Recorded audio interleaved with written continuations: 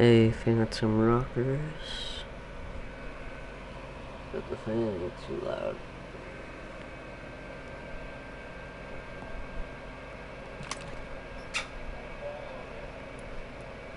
Welcome back to the next part. The Vampyr.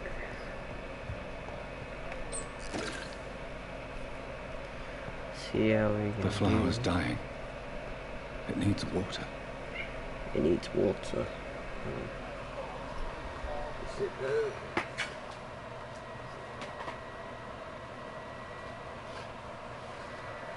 Hopefully that's better. There we go. It needs water. Think I can say it like that? It needs water. Now I sound like an English gentleman. I'm pretty good at voices. Let's see if there's anything in here. No.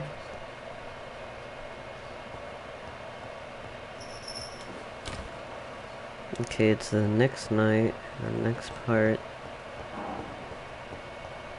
Hope you all enjoy the first part. We're watching our brother Zero play.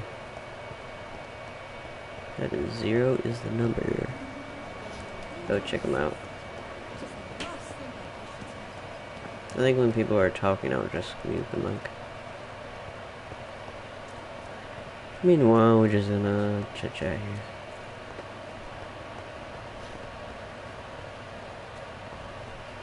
I might turn it down. There we go.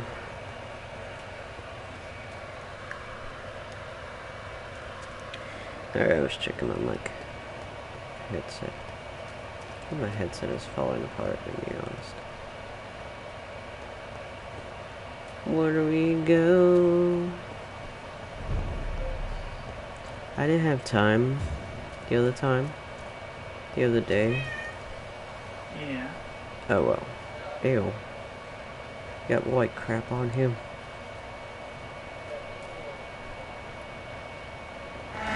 Anyway. There's one of them vermin. Oh, I'm on fire. I'm on fire. What do we got?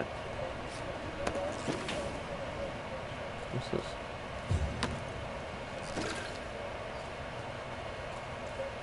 I get lost in this game. Wow. We're just gonna walk on top of them.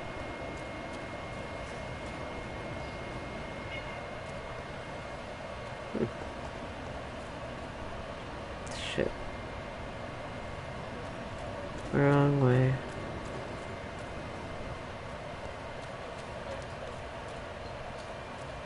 Stay away! Leech spot! Die, vermin! Christ!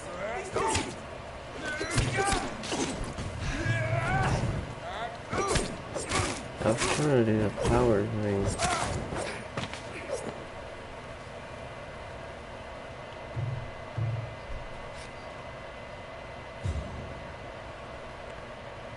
Okay then.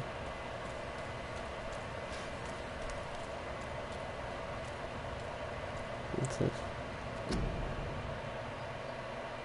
Frequently complicated with... Oh. Something one of my friends had. Okay. Alright, can't read.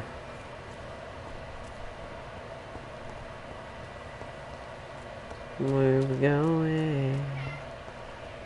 You don't know? Don't know.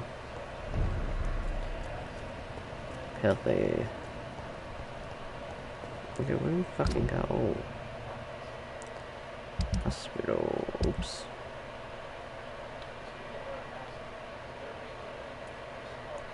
Hideout. Citizens. Okay. Oh, we have to be in the hospital. There's a hospital. When I get back, I'll have a word with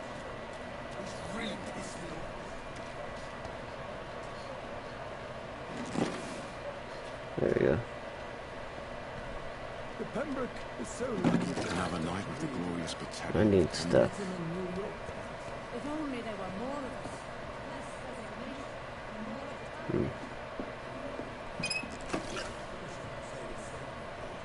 us. Okay, talk to Edgar Swansea. Oh, did he upstairs?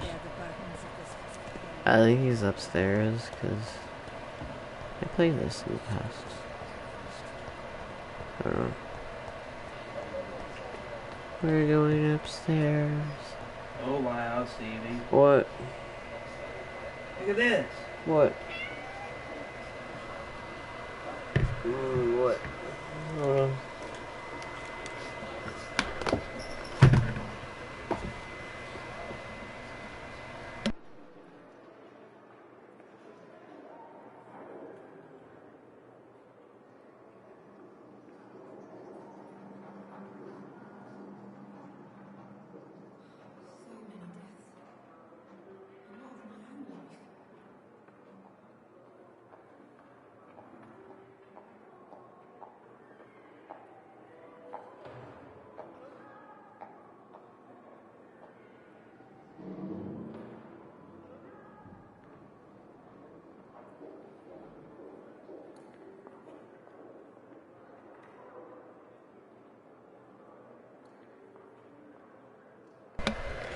Okay. Ghosty saw something cool coming out on the 3rd at Target. So it is a Goosebumps thing. I love anything Goosebumps, you know. That's my thing. Like Ghostbusters and all that. Dr. Swansea. Please, Jonathan, come in.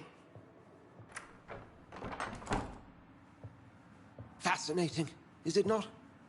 In the last decade, so many mysteries have been brought to light with our microscopes. The human body, biology's penultimate frontier. The more we explore its boundaries, the less we're able to trace a clear line between life and death.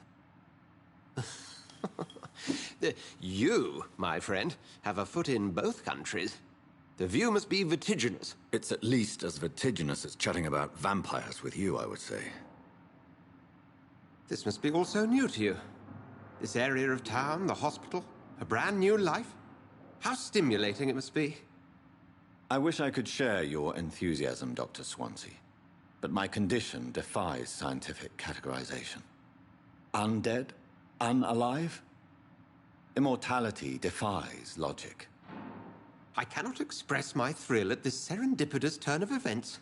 The world's most eminent specialist in blood transfusions, a vampire. One might say a gift from heaven.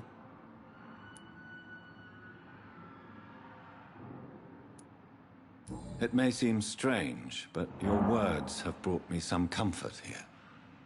Forgive me. I've been an admirer of your work for a long time, and now you are so much more than a brilliant physician. And please, call me Edgar.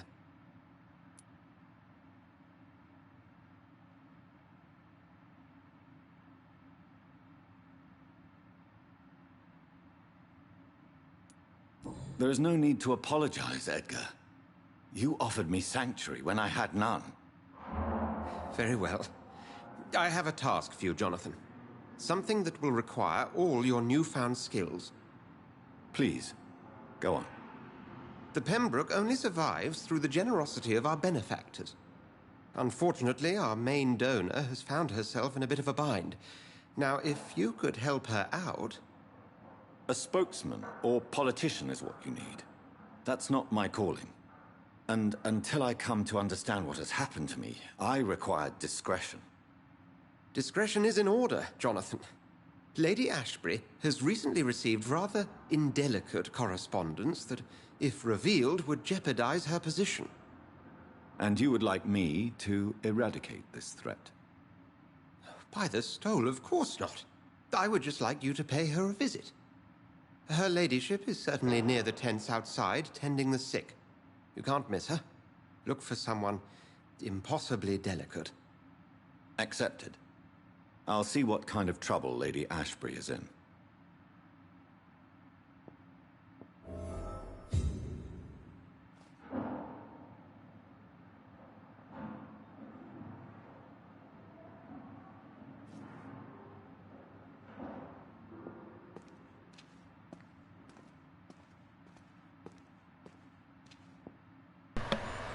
Hey, Ghosty. Hey. Let's see. I want to take a look at some stuff. What? A collectible.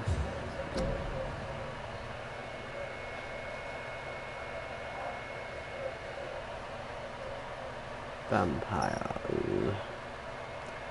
I guess y'all can read that and pause it and read everything. I think the reason how, or I think the reason how I do all these cool voices is I just hear them talking and I try to talk. Oh, pause that and read that. Oh, if you rewatch it. Not a lot of people will rewatch it. What?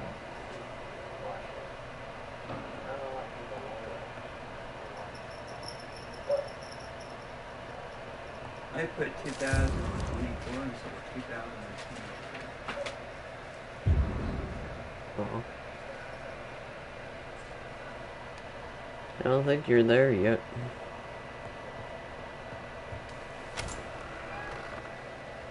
No. I got her Luna. Okay, where is... Talk to the hospitals. No, all of these I put 2024, and then I'll over here I put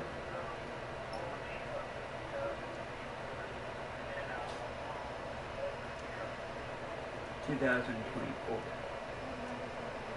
I was diving into 2023, and then I ran into 2024. Oh. I wasn't supposed to do that. No. I put the That's wrong fine. freaking year down. It's locked. Can't do that. What's this? I don't know where she's at. It's locked. Nope. It's like if you're trying to write the right year. Something was weird when I started running across 2024. I was like, what the hell did I just do today? No. It's like you're trying to write the right year, but it's not the right year. What am I doing? I'm just running around.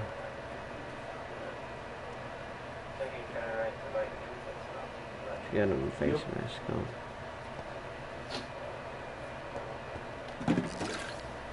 I got lots of stuff. Who are you? Can I talk to you? Good evening, sir. I'm Dr. Reed. I believe we're going to be colleagues. Reed? Yes, I've been informed about your arrival. I'm Waverly Ackroyd. Welcome aboard, I suppose. Does my arrival inconvenience you in some way, Dr. Ackroyd? Let us just say that I don't particularly share Dr. Swansea's enthusiasm for hiring you. What we need here are reliable professionals, not overrated dabblers.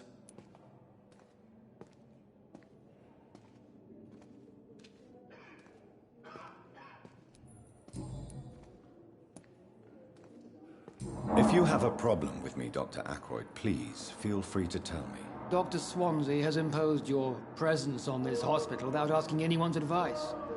The benefit of his position. But I don't agree with it. I know we've never met before, but I believe this hospital could use all the help it can get. You will agree with that, I'm sure. Oh, but I have heard about you, Dr. Reed. Of course, you can't say the same about me, since I have not wasted my time courting the press. Aren't you too old for such jealousy? It really won't do you any good, you know. Don't be ridiculous, Dr. Reed. A simple glance is enough for me to know you have nothing for me to envy.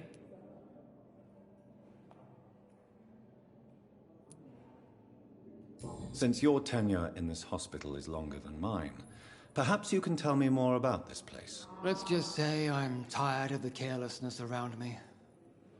I have always respected the skills of Dr. Swansea, but over time, his enthusiasm has become displaced. Carelessness? Exactly what are you talking about? We're here to save lives. The people who trust us are not volunteering for experimentation. They're here to be healed. I don't intend to run any radical experiments, Doctor. Even if I, as any good practitioner should, express an interest in pushing the boundaries of medical research. Modern medical methods were created through audacity and ego. But there are rules in our line of work, and they're here to protect our patients.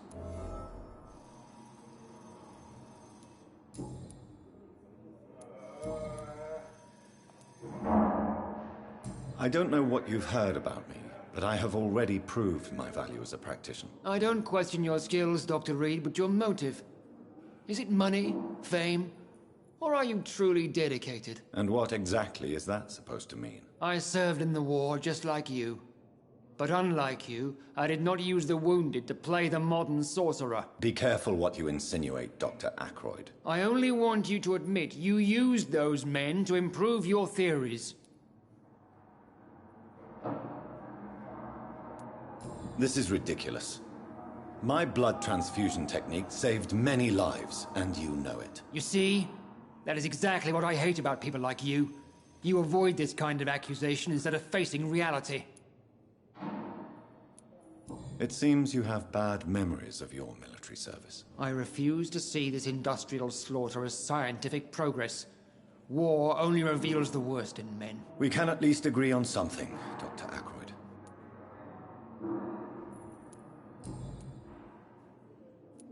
Have you heard about any blackmail going on in this hospital? Blackmail? Nonsense.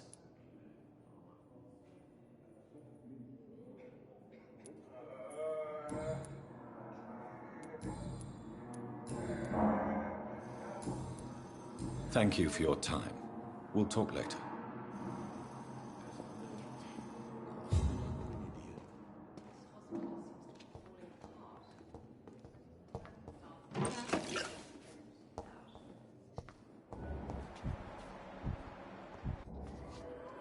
Good evening, Nurse Hawkins. Good evening, Dr. Reed.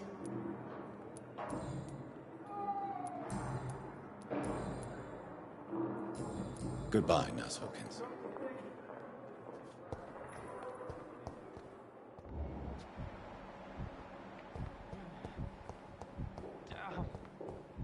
The pain. Good evening, sir. Can I help you? Unless you're here to fix my face. No. I don't think you can help me. I'm Dr. Reed. I've recently taken the position of head surgeon here. War injuries, am I right? You guessed right, Doctor. German shell took my pretty little mug right off. But they still call me Thomas Elwood.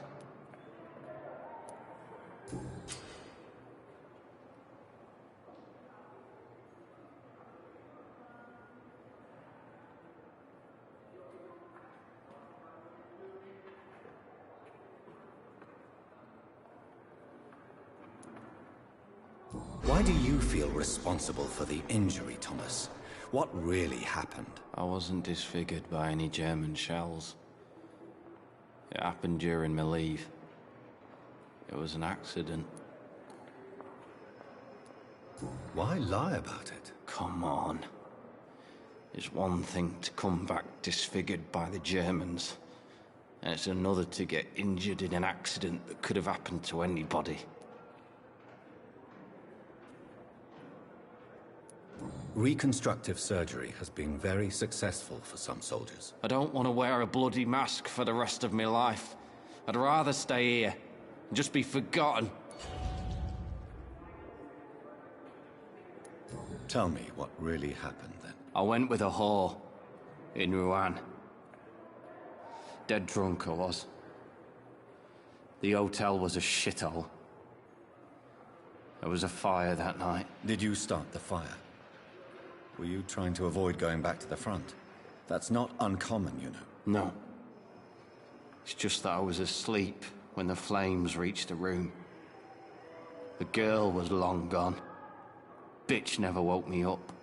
Left me to burn. How is your stay with us, Mr. Elwood? Oh, it's bliss.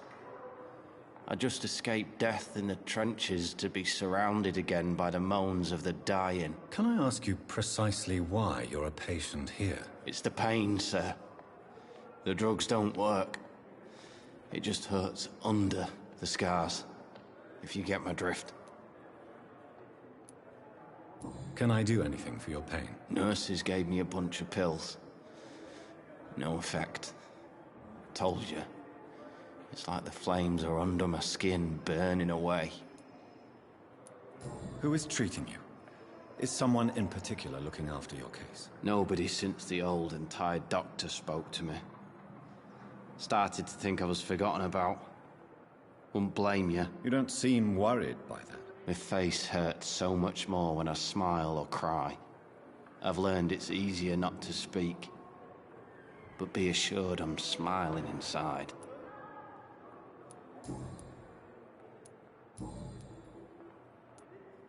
Have you heard rumors of underhand dealings in the hospital? If you want to know what's going on here, you better talk to Miss Jones. She knows everything. Especially what she shouldn't.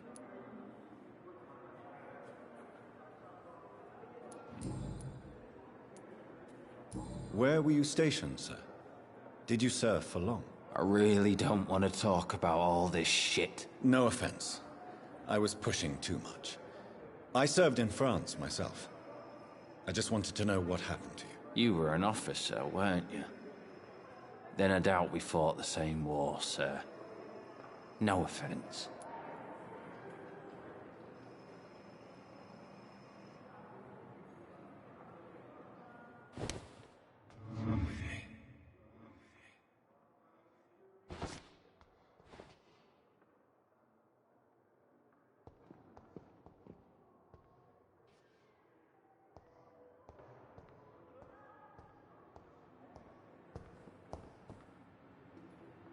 Good evening, Mr. Hampton.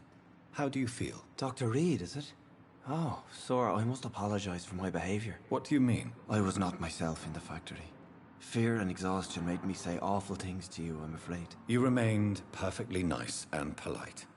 A little delirious, perhaps. But who wouldn't be after enduring an abduction? Thank you, Doctor. That's a relief.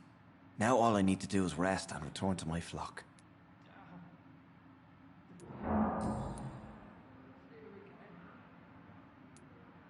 How did you end up in William Bishop's den? I had received alarming news about his recent behavior. I went to his place and he refused to let me go.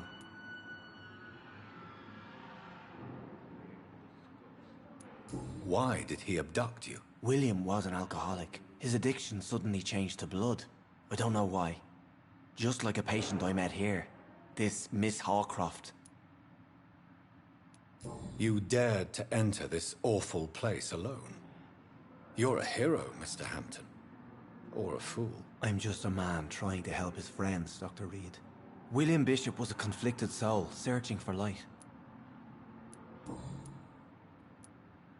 What is the general situation in the East End docks? The situation has always been tough, with a lot of tensions between the gangs and the dockers' trade union. The Wet Boot Boys are very nervous since they lost their leader.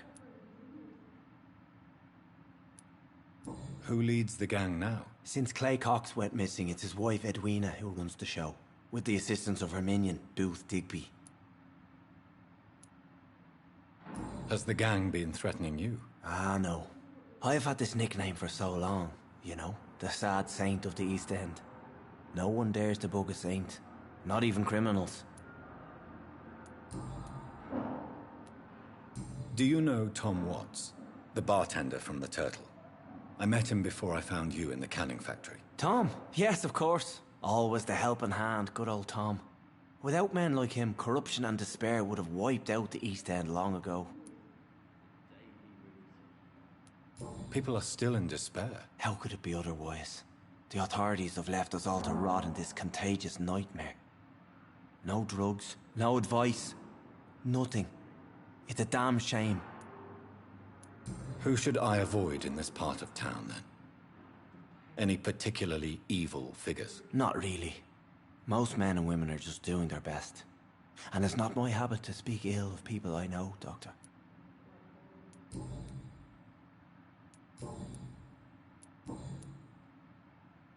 What do you do for a living, Mr. Hampton? I can't help but notice the cross around your neck. I manage a night asylum for the poor and homeless of the docks. And I try to guide the lost and hesitant on the right path to our Lord. Are you a priest, Mr. Hampton? A deacon, maybe? Not at all, Doctor. I'm just a man of faith willing to preach the good word. Why didn't you use your cross against William Bishop? To repel him somehow? That's a very strange question, Doctor. A cross is no magical token, if that's what you were trying to say. Not mine, anyway.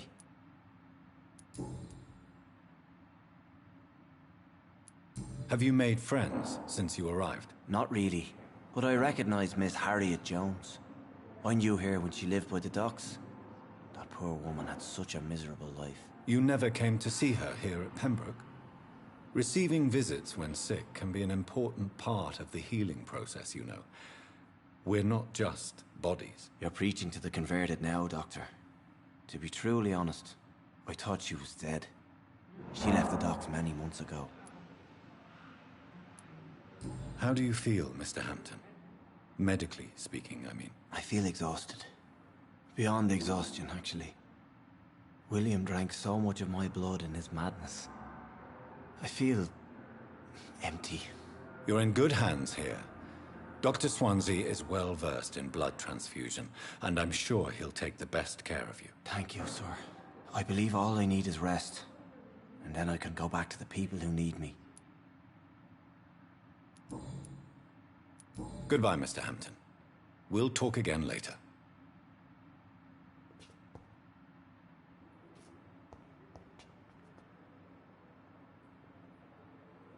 I wish I could be sitting there. Feel my blood boiling with the fever. The pain. It's here again.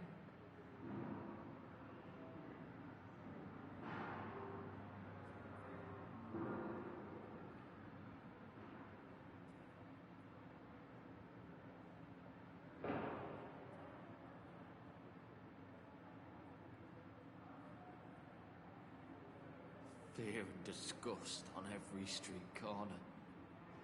The daily I wonder what routine. your last thoughts would be, sir.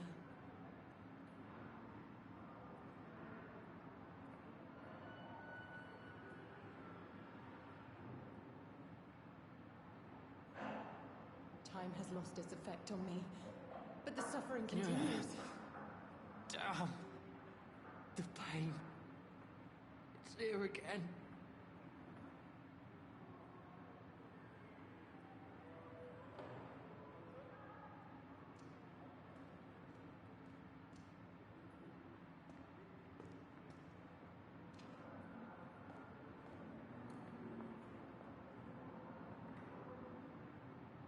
You are going to reveal all your secrets to me, even the darkest thoughts in your heart. My blood and soul. They belong to you now. The life running in your veins. This dead flesh needs it. Oh, please spare me, Dark Queen. Spare your obedient slave.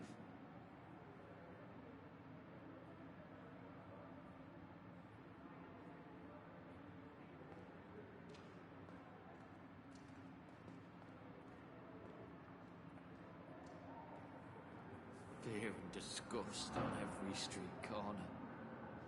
The daily routine.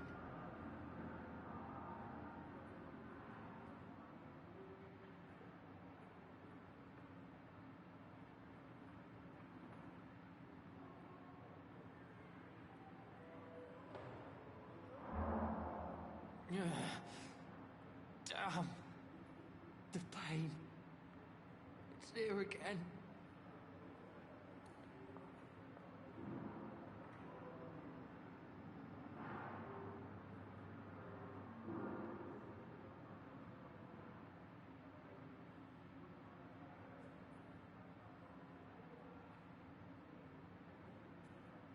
fear and disgust on every street corner.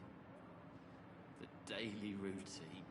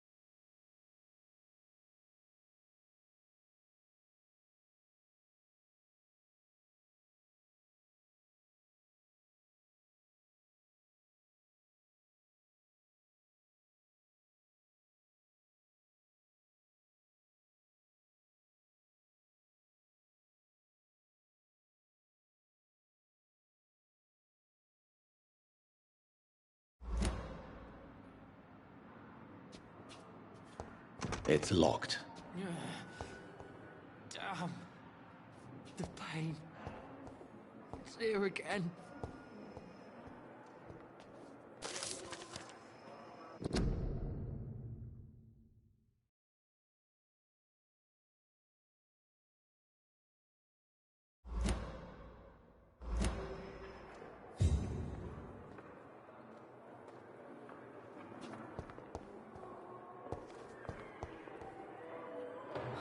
So many deaths.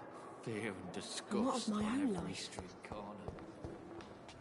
Daily.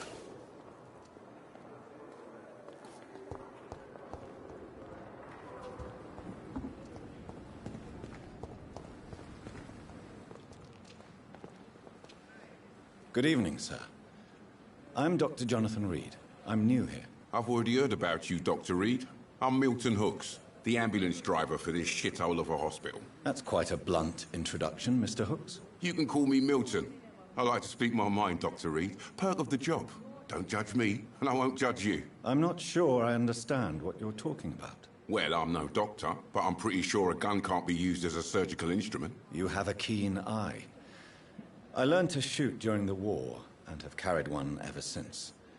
Old habits die hard. No need to explain, Dr. Reed. And if you ever need a better gun, remember, I may have something for you.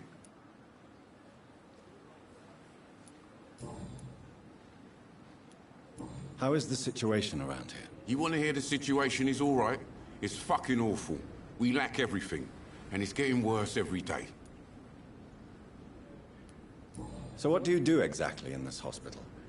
Apart from smuggling guns, I mean. I've been an ambulance driver since... too long, I guess. I bring sick people here night and day. It's a dirty job, but I get it done. Most of the time. Since you're on the front line, how is the sanitary situation in this vicinity? It's a complete disaster. It's even getting dangerous to enter some streets or buildings. Even the locals attack you. It sounds like things have been a bit rough recently. What's happened? Yesterday I got attacked by the patient I was bringing here. I escaped through the hospital's garden, but I lost my wallet when I was running. You left an infected patient outside the hospital? That's incredibly dangerous. Go there yourself if you want, but be careful, Doctor. I'd rather not bring your dead body back.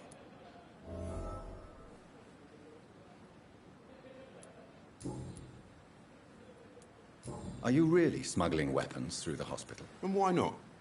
I've already been attacked by patients, you know. And by gang members willing to steal my money. But you're not defending yourself. You're selling guns to civilians. You keep people alive your own way, Doctor. I offer them another way to protect their health. Why do you have such a mediocre reputation among your colleagues, Milton? Fuck them. Nobody knows the horrors I've seen since working here. This city was sick long before the epidemic, Dr. Reed. I know it's a difficult task, but correct me if I'm wrong. Is this not the job you are paid to do? I've seen babies left to die while their brothers were properly fed. Underage girls and boys sold to all manner of perverts. I'm sorry, I don't know what to say. Yeah, exactly. We lack words. So excuse me if I don't look on the bright side of life.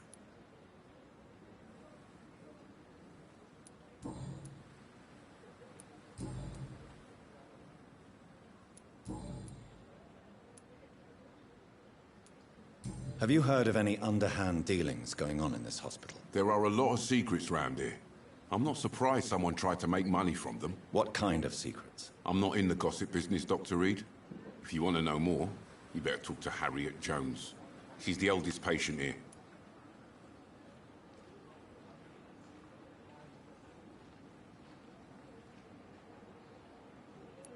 Goodbye, Milton.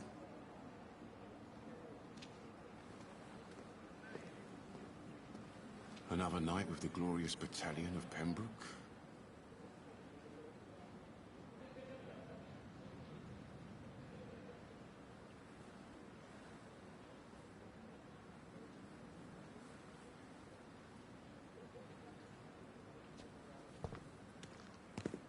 Perhaps I should have considered the offer from that Cadogan fellow.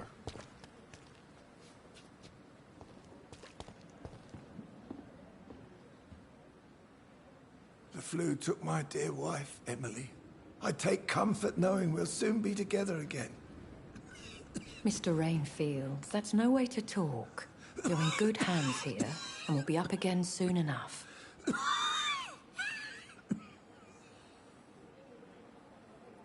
Now do me a kindness and get some sleep. I'll be back round later.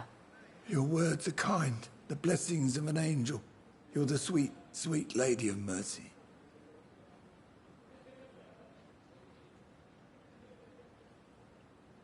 Good evening, Dr. Reed. It's a pleasure to see you again. You seem surprised. Dr. Swansea has brought me up to speed concerning your recent appointment to Pembroke Hospital.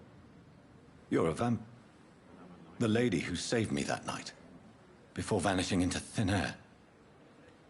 I remember you from the pub with Dr. Swansea. Indeed.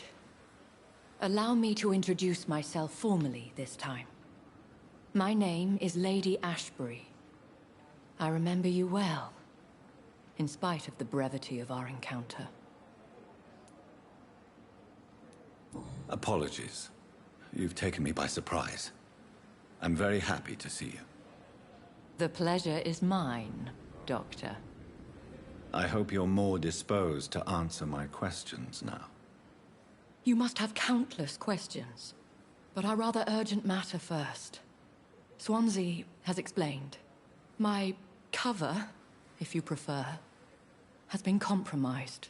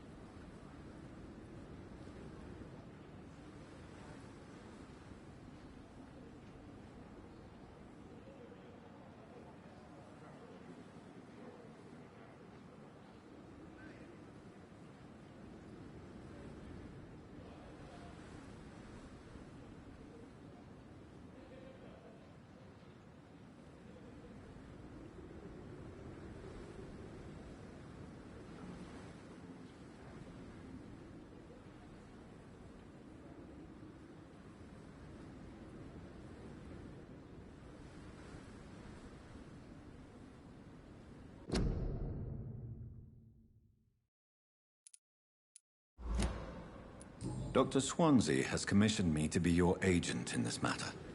You could start by explaining what's amiss. These past insufferable weeks, I've been the victim of extortion. I've made a first payment, but the blackmailer grows greedy.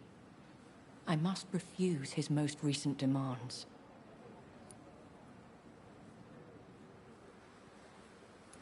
Please continue. Every detail is essential. I'm your man.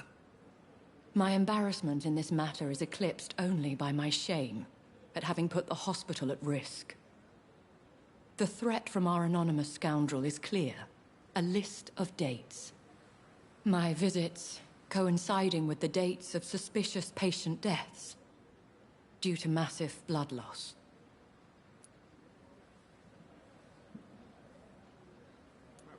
I'll take care of it. Do you know where I should start? If that was the case, I'd settle the matter myself. You could talk to our local gossip, Harriet Jones. Not a pin drops here without her hearing about it. I'll meet that woman now. My life, as others know, is in your hands, Dr. Reed.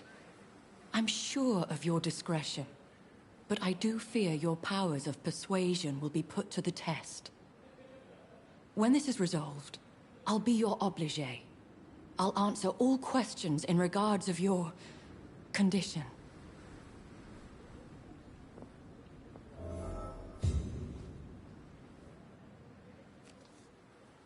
Perhaps I should have considered the offer from that Cadogan fellow.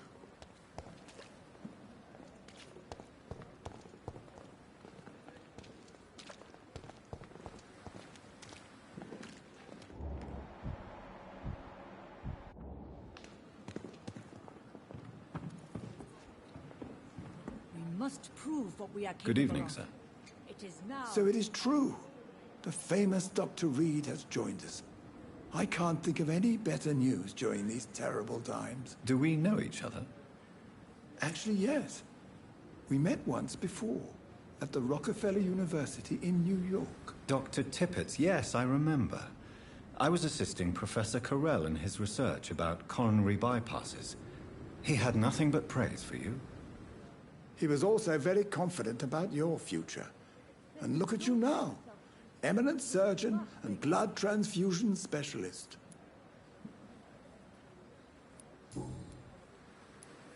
What is the Pembroke Hospital situation? And please, speak freely. This hospital is not exactly the best of London. I'm sure you are used to working in a better environment.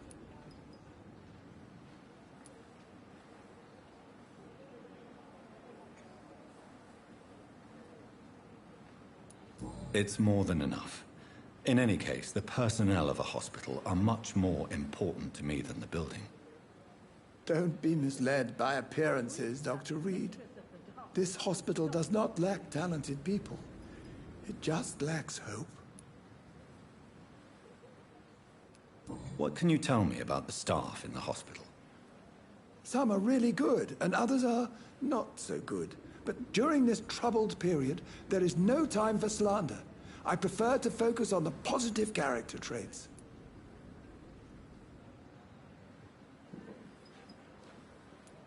Tell me more about cherished people, then. Nurse Brannigan is a pearl. She is the most helpful and dedicated nurse I've ever worked with. A clever and cheerful woman. You really seem to admire her skills. I'll go even further. If she was a man, she would be a damn fine practitioner. Any opinion about the management? I don't always agree with Dr. Swansea's reserve, but I must admit he does all he can to keep this facility running during this crisis. Ah, yes, the burden of command.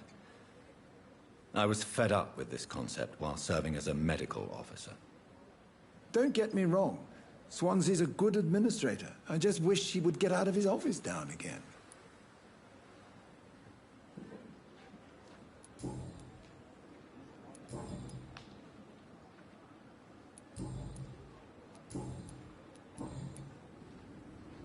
Corcoran, I want you to tell me about Mr. Connor.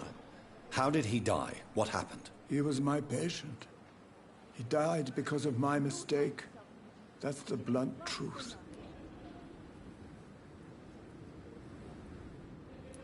Who was this patient? I don't know. Some sick man from the docks, maybe a fisherman. I had no time to talk with him. No one claimed a body.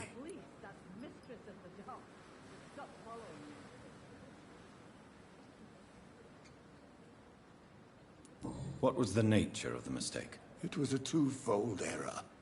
My diagnosis was wrong, and the administered dosage was too strong.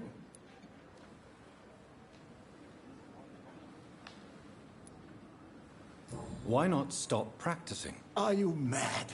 I killed that man, I admit it, and it won't happen again. I have saved so many lives since then.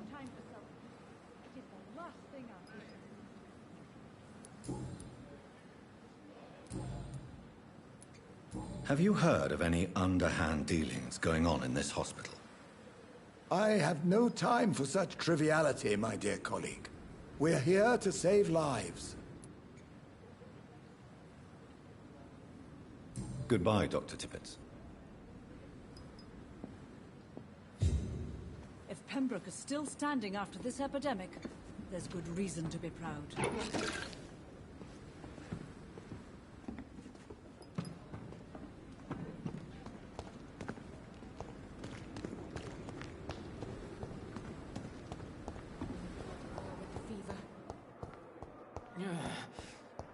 Damn. The pain. It's here again.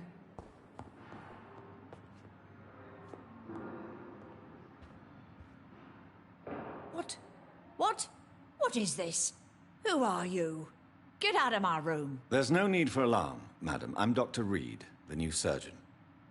Preposterous. Dr. Reed, you say? I don't want some bumbling intern. Where's Dr. Swansea? Please, calm down, madam. I assure you that I am highly qualified. I'm just back from war duty. How brave. Threatening an old defenseless woman. You know how long I've been a patient here. You've picked the wrong fight. I'm Harriet Jones. Harriet Jones? Indeed. I've been meaning to have a chat with you. You know what goes on here better than any other patient, I gather. Oh, better than any patient, nurse or doctor. I've seen so many vile undertakings. I heard there have been some despicable goings-on. Was there a case of blackmail? Blackmail? Wait. You're investigating something. This isn't a social call. One of those incompetent cunts slit a poor sod's vein. I assure you, madam, this is not an investigation into a possible medical error. Debauchery, then? Nurses Crane, Hawkins, Brannigans, whores, all of them. They can't keep their legs shut. I've seen them scratching slutty sores. Really? Well, if you have irrefutable proof, I'll not have the staff behaving in such a manner here. This is your business, Doctor, not mine. But I swear one of the nurses is cavorting with some man on hospital hours. Thank you for your time, Miss Jones. You've given me something to go on. See you on the next round.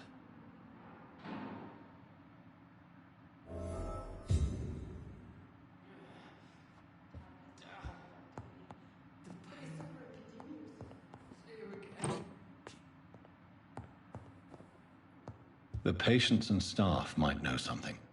I'll start my investigation with them. Fear and disgust on every street corner. The daily routine.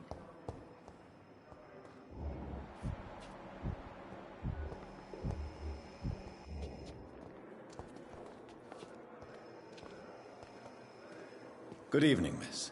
I'm Dr. Reed, the new surgeon at the Pembroke Hospital. And who are you? Your name has no meaning to me, mortal. You're nothing but dust blown by the winds of eternity. I beg your pardon? What are you begging for, mortal? My clemency? Well, tonight maybe I'm inclined to mercy. You'll never forget the night you met Thelma Howcroft. You keep calling me mortal. Why is that? And if I'm mortal, what are you? Well, Dr. Reed, if you must know, I'm a vampire.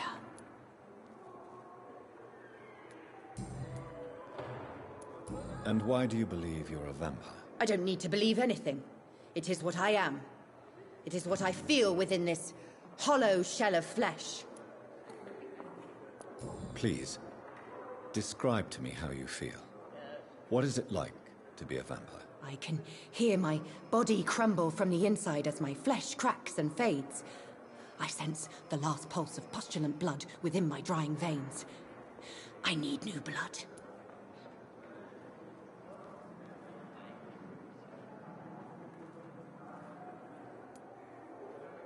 I see. Have you ever heard of Cotard syndrome, Miss Howcroft? Never. It's a mental illness discovered by a French neurologist named Jules Cotard. The affected patients are delusional.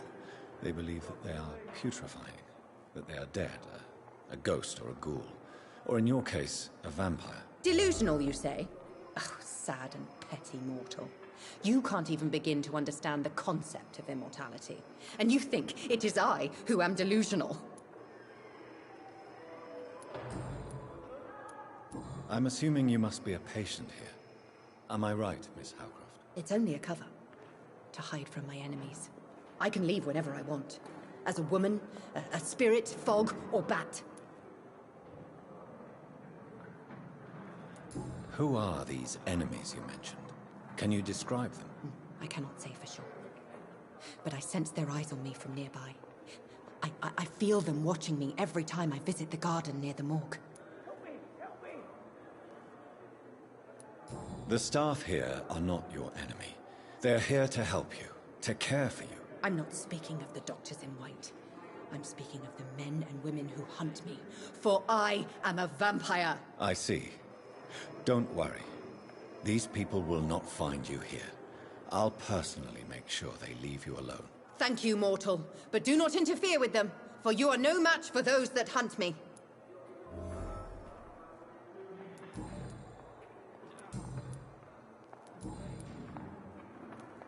Who are you really, Miss Howcroft? I mean, apart from being a vampire. Is that not enough for you, puny mortal? What do you require? Proof of my powers? I'm curious to know who you were before becoming a vampire. It was such a long time ago, I don't remember. Centuries of unholy life can have strange effects on one's minds, you see?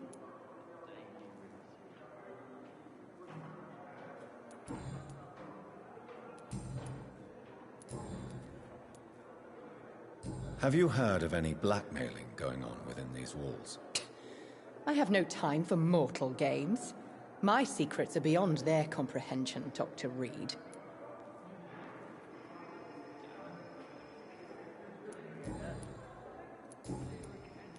I'll leave you, Mistress of the Dark, to your nocturnal activities.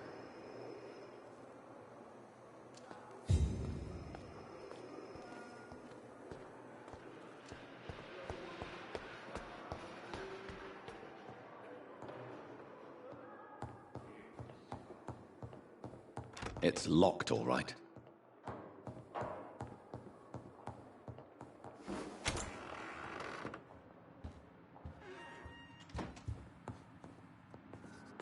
Do you need something, Jonathan? I have just a few questions. Then ask away. I'm at your service, Doctor.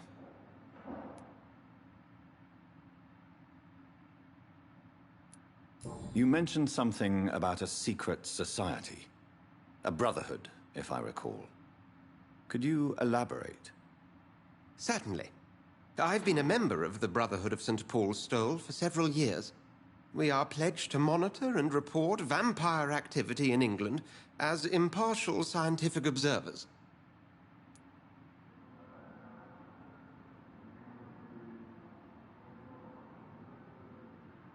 That explains your nightly wanderings about the docks and the questions you ask.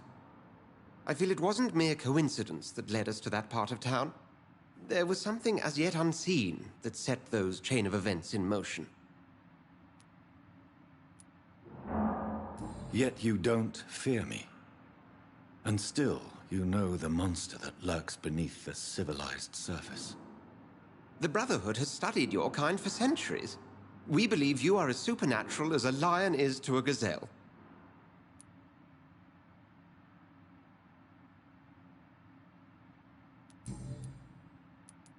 Since you seem quite the expert on vampires, what could you tell me about my condition and how it came about? As men of science, our first step is always to start with what we know. Forget the myths, the hackneyed scrawlings, and the penny dreadfuls. They do not scratch the surface of the truth you now find yourself in.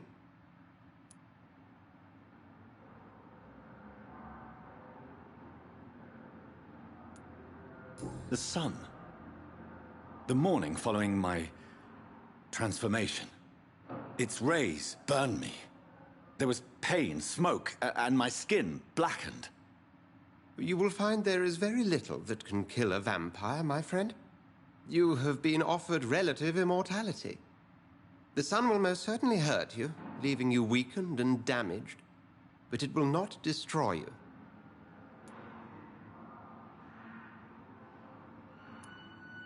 Must I take a life to live? You are a vampire. You feed, and blood is the sole sustenance that can sustain your immortal frame.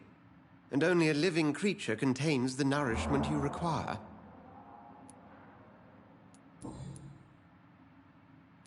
Since I'm the one working for you, what should I know about Pembroke Hospital? Well, for many years, we have been the only medical facility in this part of town that people can rely on. We support the community here, as well as provide health care.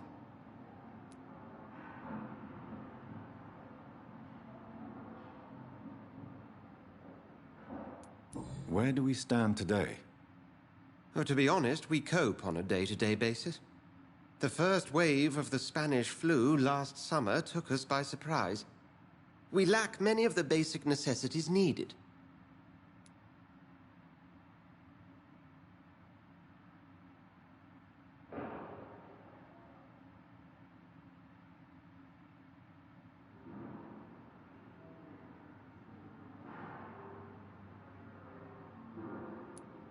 What do you expect of me?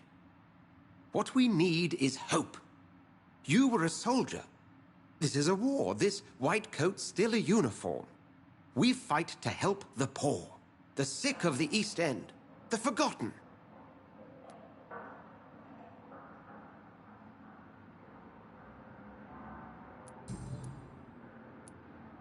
The man we pursued and slew in the canning factory, William Bishop, I believe, was he a vampire? He was a Skald, technically speaking. The debate rages as to their classification. Some think them a subspecies of vampire, others something else. How do Skalds come into existence? The name means slave. The etymology may indicate that they are a lesser species of vampire. From what I know, vampires tend to despise them.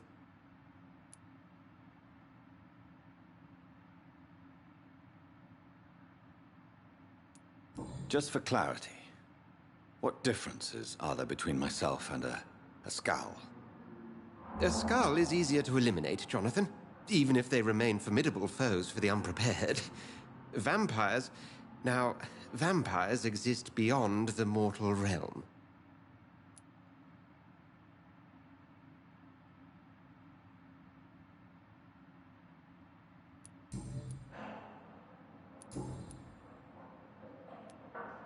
I have met Lady Ashbury. She's a fascinating woman, wouldn't you agree?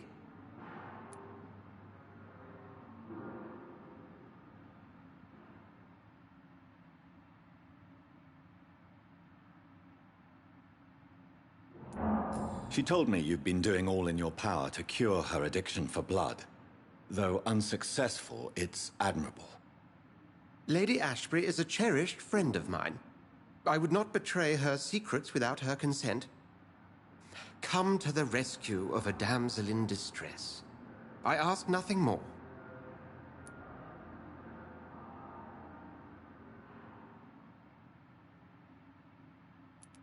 The matter of Lady Ashbury's blackmailer.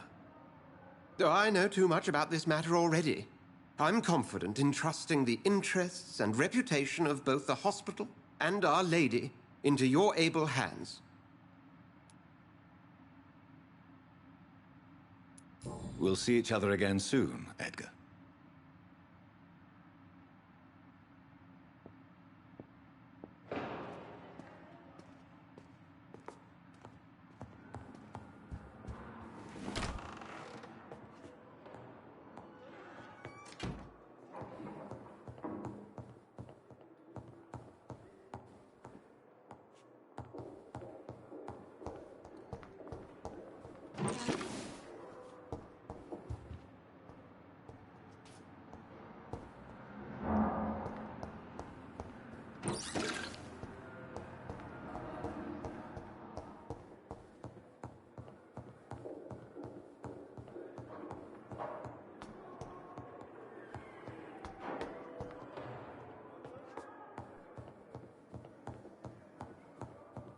It's locked.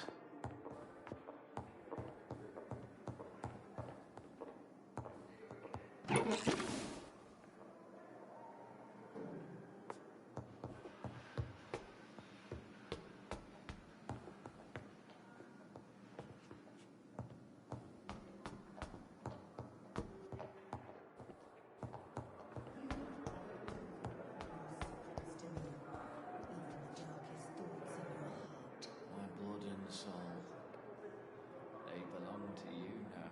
The life running in your veins. This dead flesh needs it. Oh, please spare me, Dark Queen. Spare me.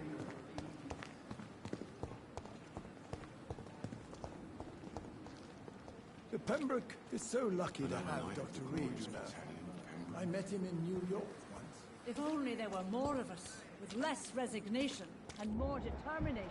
I know I can count. I wish I could say the same for the others. You look exhausted. You're pushing yourself too hard. Good evening, Milton. Good evening, Doctor. Still trying to save lives? I'd like to see your goods. Wise choice, Dr. Reed. A reliable gun is what everybody needs these days.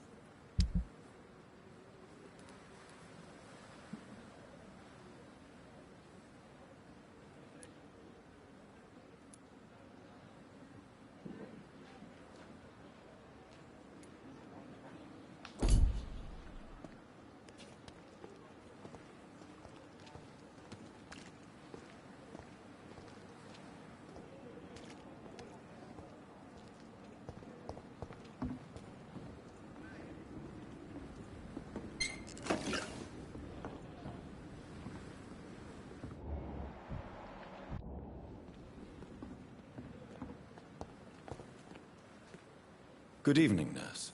I'm Dr. Jonathan Reed, the new surgeon here at the Pembroke. Dr. Swansea has already told us about you, sir. I'm Nurse Gwyneth Brannigan. Welcome to the Pembroke Hospital. Did he really? It's a good thing I wasn't hoping to keep a low profile. All members of staff have already read about your new blood transfusion technique. Dr. Swansea made sure of that. I see. Well, I'm a little surprised, but I suppose I'll just have to deal with this unexpected notoriety. You must know, blood transfusions are Dr. Swansea's primary subject of research. He is convinced it is the future.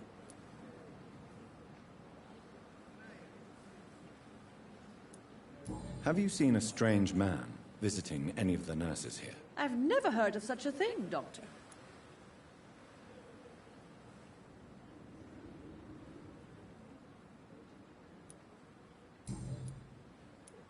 How are things here? Not good, to say the least. We're struggling against an invisible enemy, more lethal than any bullet from a gun. It's hard, Doctor.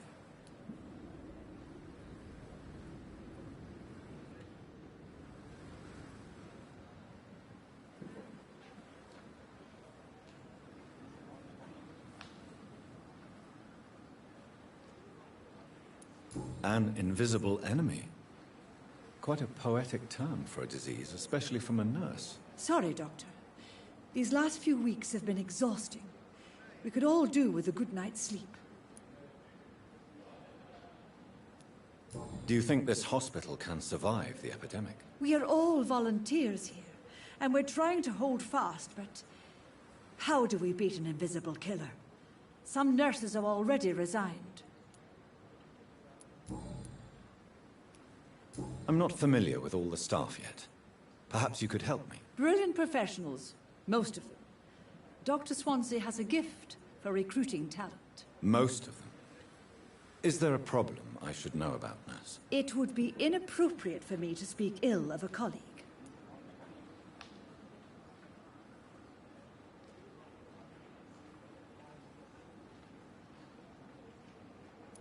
Is there anyone that stands out? Well, I have never met someone as dedicated as Dr. Tippett.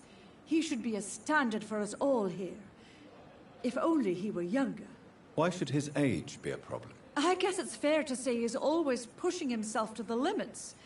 He just doesn't know when to stop and get some rest.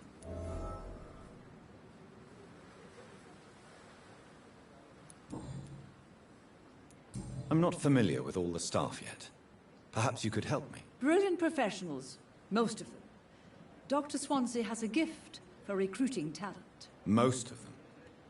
Is there a problem I should know about, nurse? It would be inappropriate for me to speak ill of a colleague. Nurse Brannigan, if you do know something, please tell me. Anything you say will be held in confidence. No. I may disagree with some conduct, but in the end, everybody is doing their best.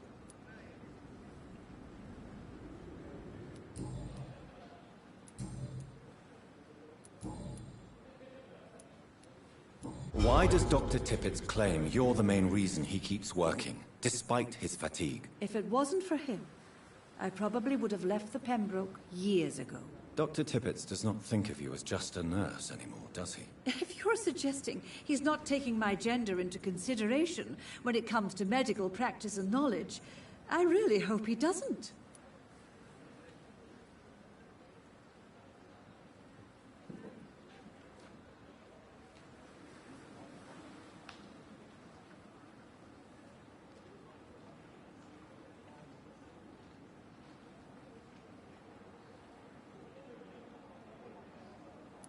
Tell me what Dr. Tippett did.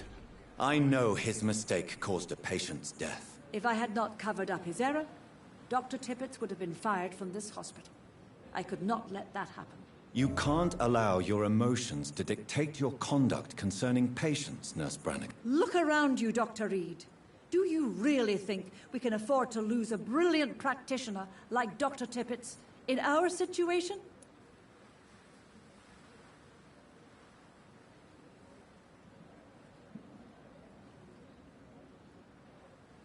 Perhaps you did it with the best intentions, Nurse Brannigan, but you took a great risk. Must I remind you that a man died? You mean you've never made a mistake? Never covered your tracks? Come on, Doctor. I wasn't born yesterday.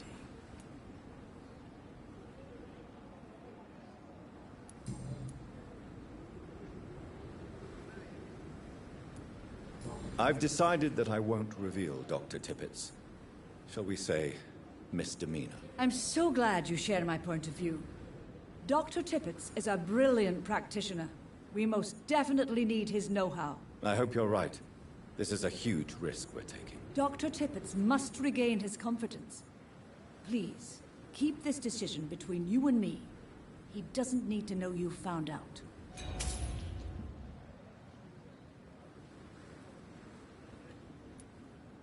Have you seen a strange man visiting any of the nurses here? I've never heard of such a thing, Doctor.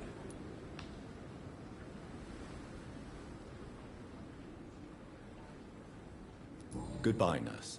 Call me if you need assistance.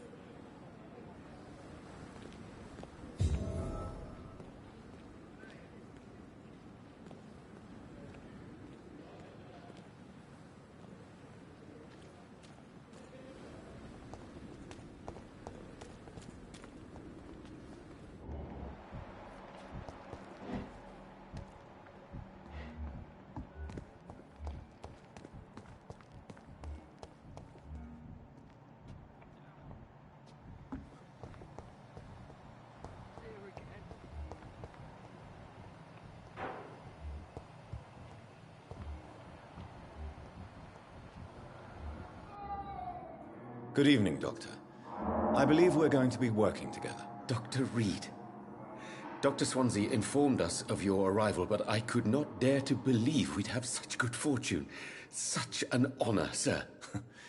Thank you. And you are? I am Thoreau Strickland, Dr. Thoreau Strickland. I'm a great admirer of your work, Dr. Reed.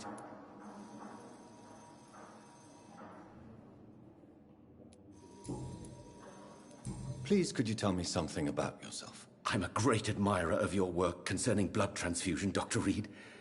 I run my own experiments. I'm convinced it's the future. What made you choose to be a doctor? I'm not ashamed to admit you and your work have inspired me. I am honored to have the opportunity to work by your side.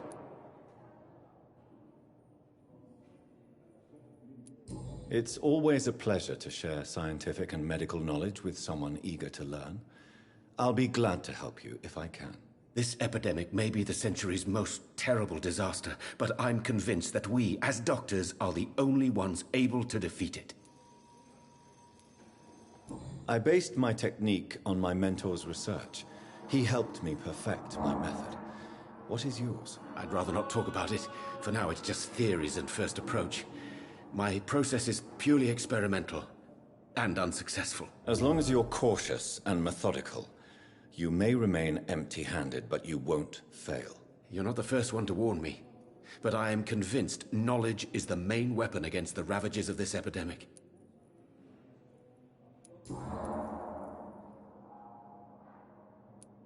What do you think of Dr. Ackroyd's aversion to modern medical methods? It's a shame he's so narrow-minded. Dr. Swansea taught me that science is about exploring uncharted territory. I'm convinced that's true. With the influenza and all that's going on, you should put your differences aside, don't you think? Why is it so difficult to work together? I believe that if Dr. Ackroyd had been the one to discover the transfusion process, he would be the first to recommend its use. So you believe it's just a question of jealousy and pride? Dr. Ackroyd is as proud as he is blinded by his obsolete concept of medical science. What can you tell me about the Pembroke? Well, it has always been an honor to work with Dr. Swansea. But with your arrival, I can't think of a better opportunity to learn about blood transfusion.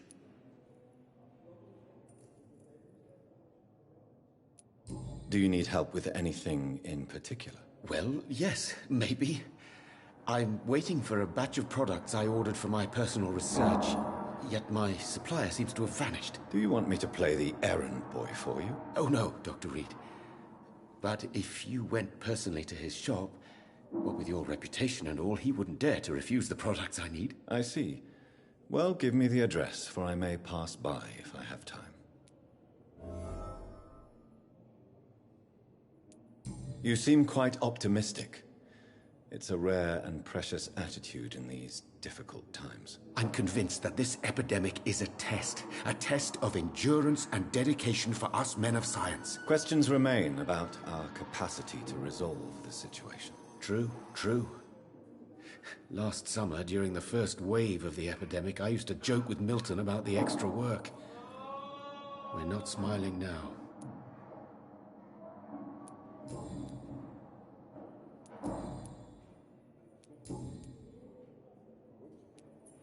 Tell me more about your willingness to experiment with new medical techniques. Harvey Fiddick is a patient suffering from a severe injury that could cripple him if not treated correctly. I'm convinced your blood transfusion technique could help him. What is it you really want? To save him, or to prove your point? Fair question. I want nothing but to save my patient, Dr. Reed. Especially since I know Mr. Fiddick's story. This personal involvement could also appear to be a lack of impartiality. You must know that a good surgeon must remain neutral. I agree. But that does not excuse Dr. Ackroyd's behavior. A man who did not even take time to converse with his patient. Do you think keeping his distance was a mistake? All I know is that I'm taking care of human beings with desires, hopes, and fears. Not some biological machine comprised of blood, bones, and flesh. Tell me Mr. Fiddick's story. Our first diagnosis was compromised because Mr. Fiddick lied to us about the real origin of his injury. He first claimed it was an accident. But why would he hide such crucial information from us? Because he is a proud father, ashamed of putting his children at risk because of his own negligence.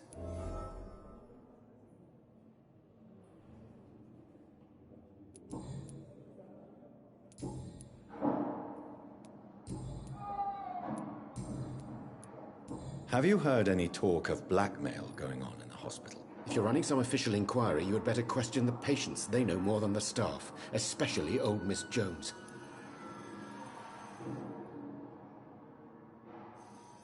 Goodbye, Dr. Strickland.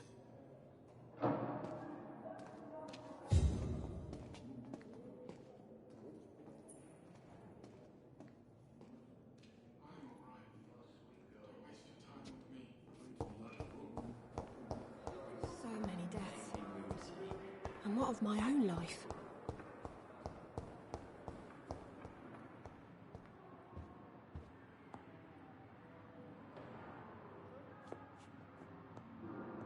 Hasn't these, every last one of them? The pain. Wasted too much There energy again. for so little result.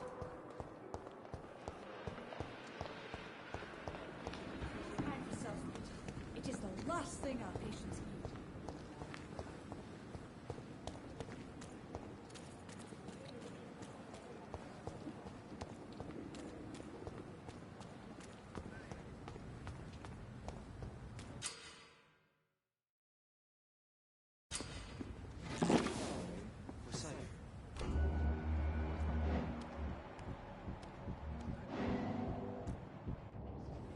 You're sure you don't come back with me? Nah, I have to see someone at the hospital. Be careful. You look so bad they may keep you as a patient. Fuck 'em. I don't like hospitals. Or doctors. Well then, when you go back to Whitechapel, you may find this useful. What is it? A pass for a free medical exam by the best nurse available. Just read it. I don't read well, but thank you, I guess.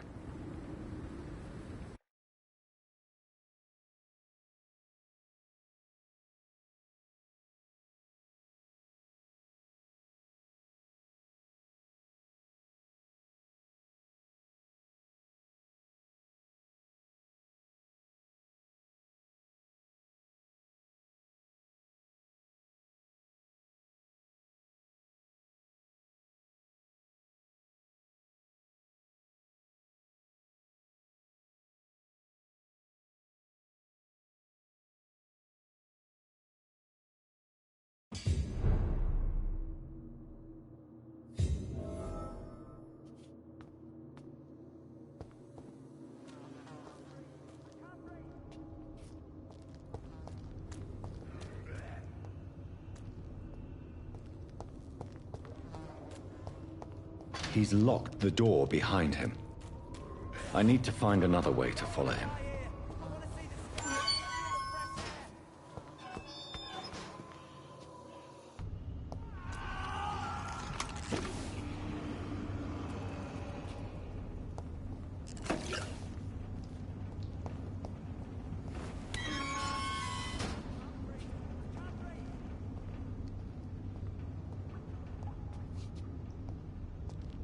This man has been savagely attacked and dragged to the floor. I don't want to die here. I want to see the sky, feel the fresh air.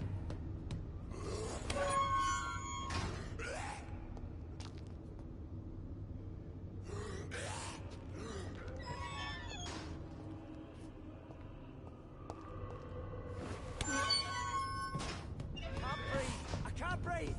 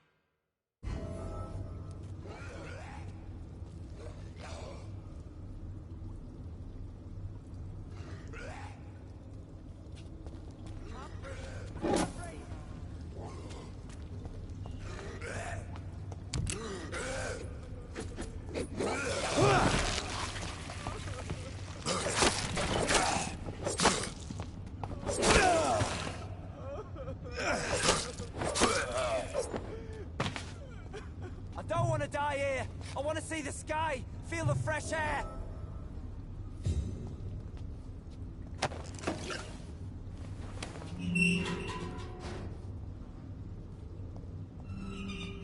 Are you injured, sir? Help me get out of here. I need to get out. I'm Dr. Reed, and I'd be glad to help you, but you must calm down first. Please, take a deep breath and tell me your name. Okay. I'm Oswald Thatcher. Please, I need to get out. All right, Mr. Thatcher, you're safe now. Do you think you can reach the street by yourself? Yes, I do. Good. Now leave this place and enjoy the cool night air. It's quite invigorating. I'm sure you'll feel better if you do.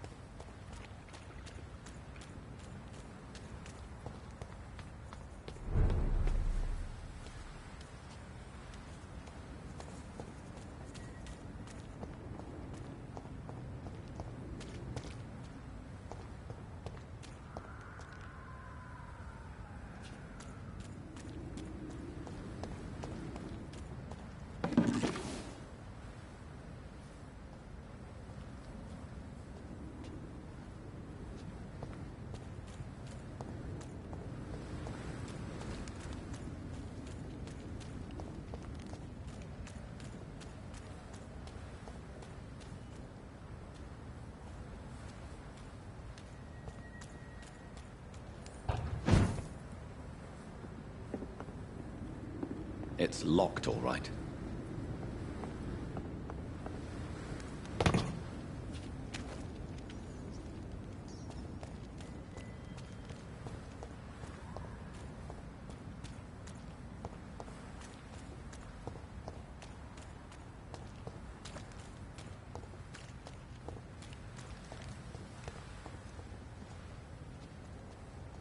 It's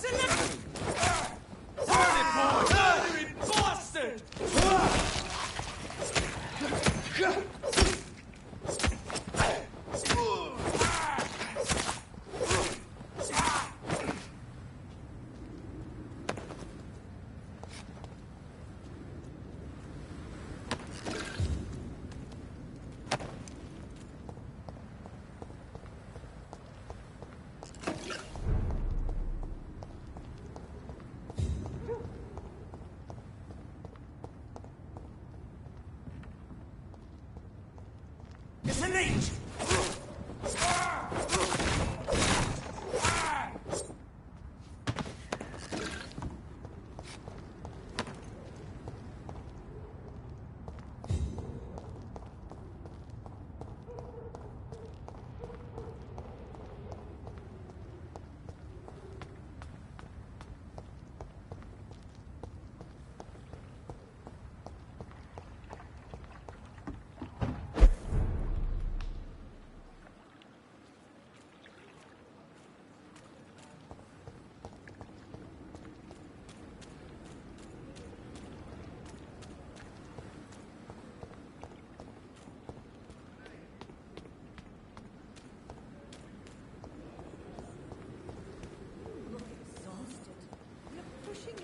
Too hard.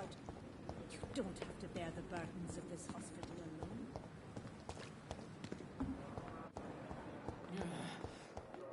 Damn. The pain.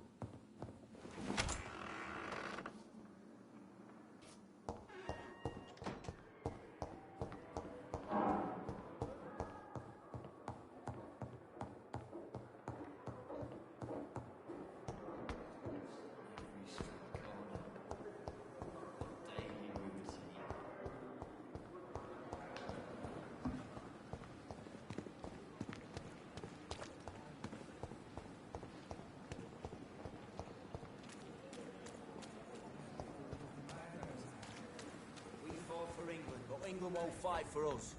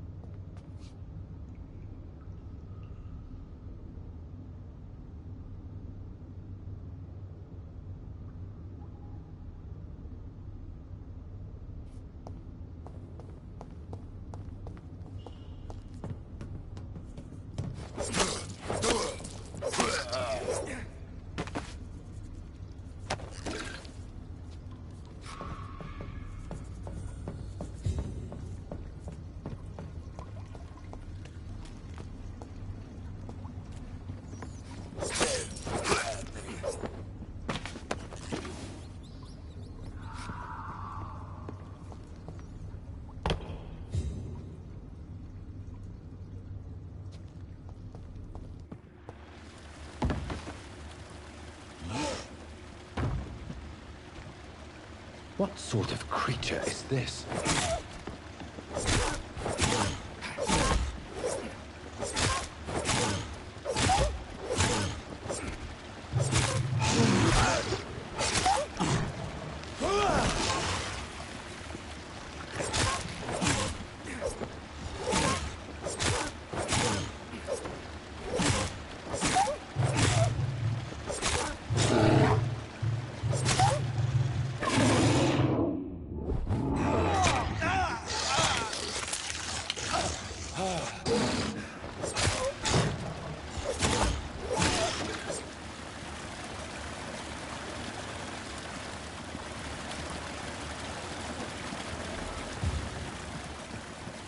Here's what's left of him.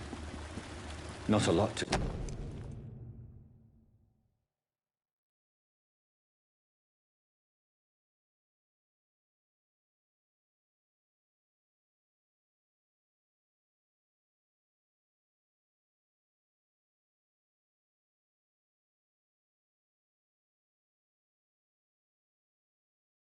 Some voucher for a free checkup in Whitechapel.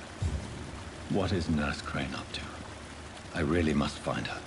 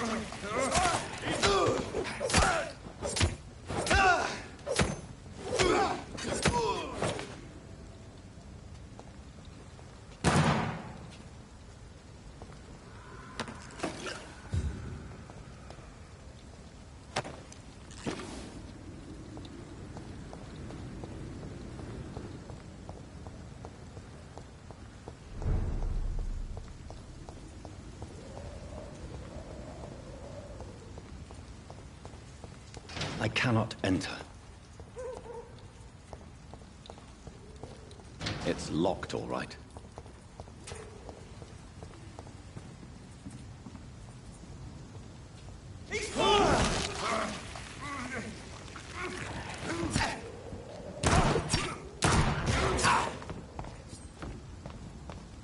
It's an inch!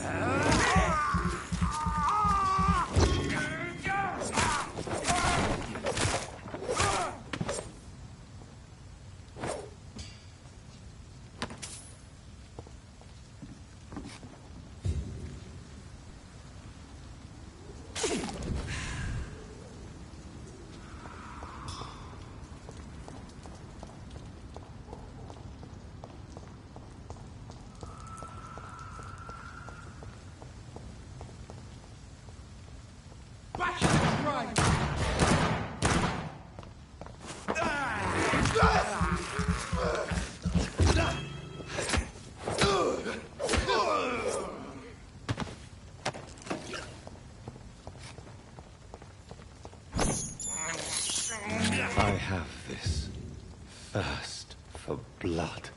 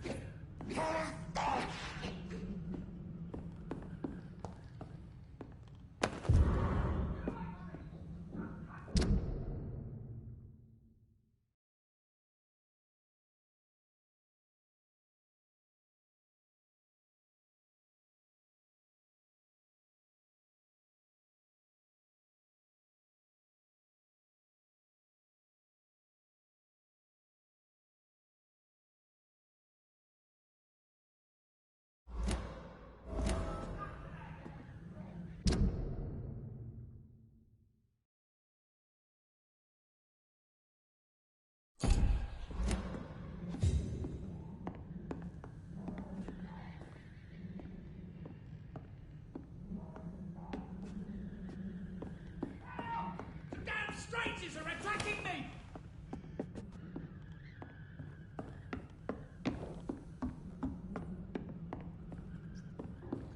It's locked.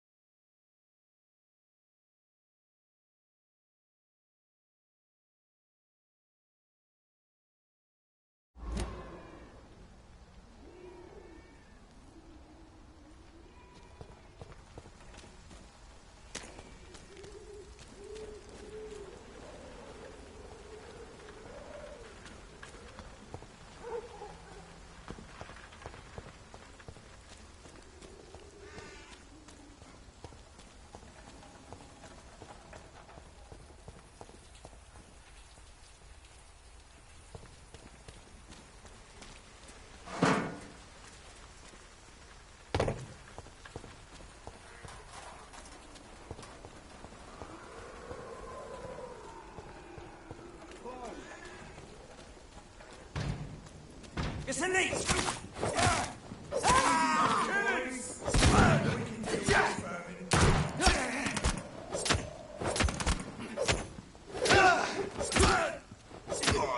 Watch it!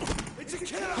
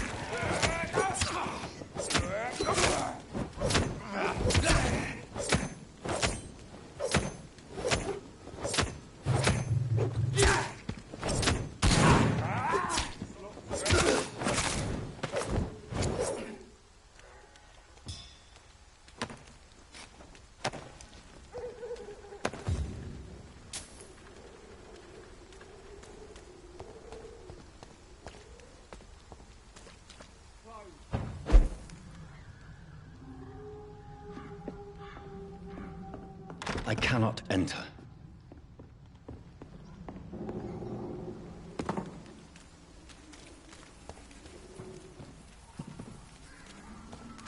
It's locked, all right.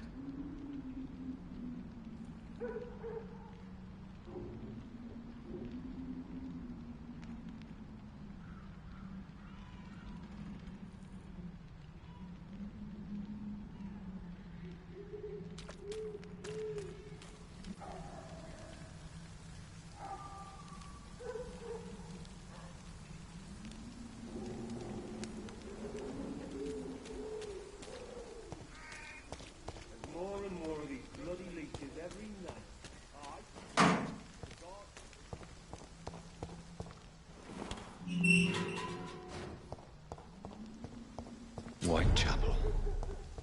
This neighborhood is linked somehow to the kind Lady Ashbury's blackmail. First, let's find this Petrescu fellow.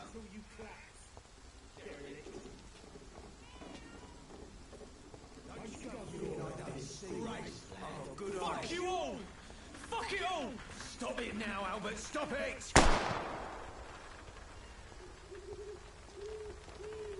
The wet boots will be proud of me.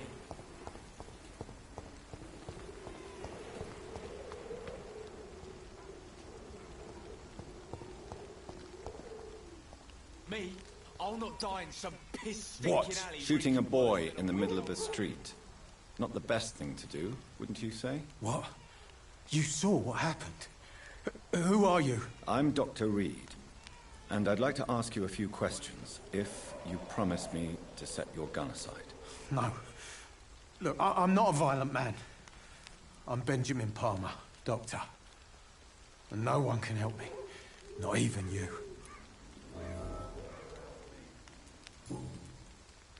What can you tell me about this place? Nothing to say, really.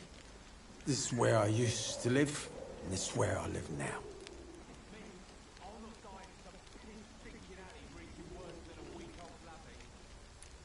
You don't have anywhere to go? No family that would welcome you? Not since the death of my wife, Albert's mother. She was sick, you see. Long before the flu and all this shit.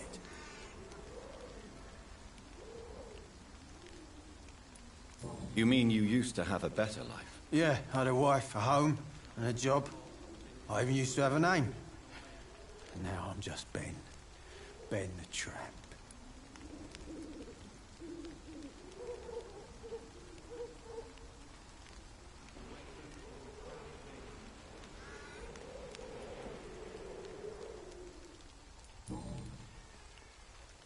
Perhaps you could focus for a moment and tell me your troubles. I'm sick, broke, and my son just stole my pills. Everything's coming up roses.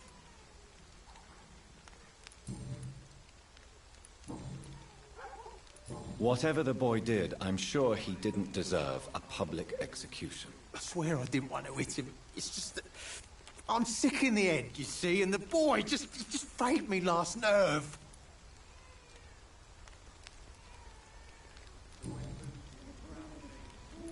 Do you know Nurse Dorothy Crane from the Pembroke Hospital? Have you heard anything? It's funny, I've been searching for her too. I need some pills. But the woman is a phantom, if you ask me. Really? And why is that? Word is she ain't real. It's just a cover for some doctor who runs an illegal dispensary for migrants.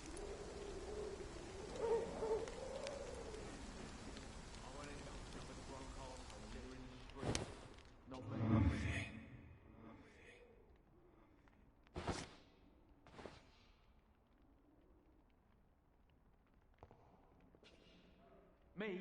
I'll not die in some piss-stinking alley reeking worse than a week-old lavvy. Good evening, Benjamin. Can I help you? I'm afraid not, Mr. Reed. I have found a very interesting letter. Your son planned to prove his worth to the gang by stealing your medicine. Oh, I see. So the little bugger thought he could use his dad to build a reputation. The gang's recruiter was dead when I found him. Perhaps you should take better care of your son. I love my Albert, sir. Believe me. It's just... well, I'm an arsehole, I suppose. Anyway, thanks for the letter. This is for your trouble.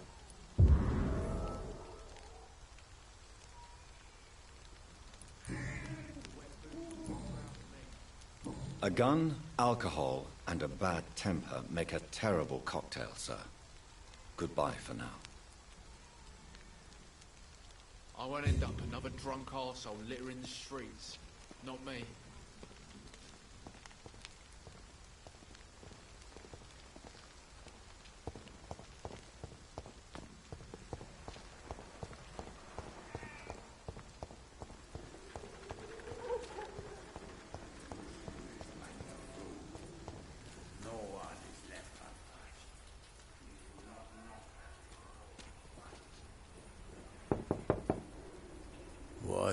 What do you want?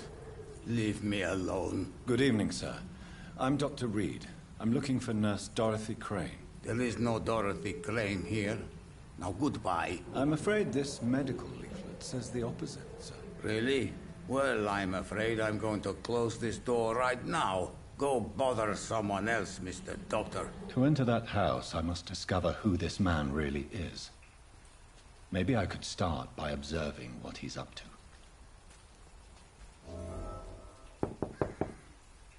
I must insist, sir. Please let me see Nurse Crane. I have no time for you, sir.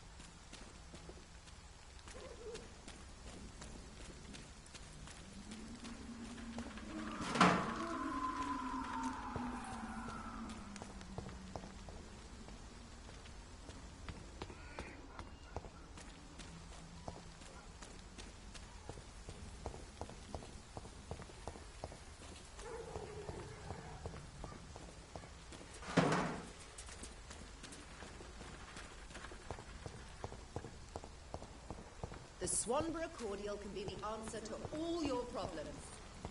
As long as you have the money.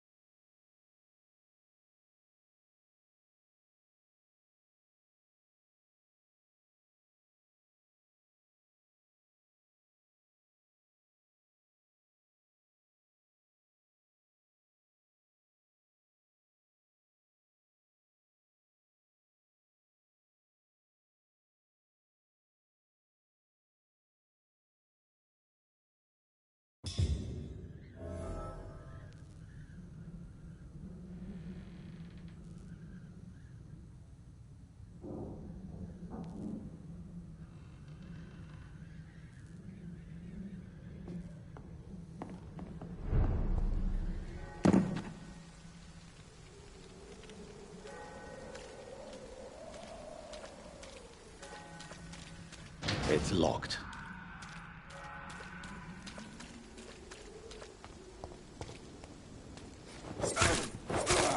Die, vermin!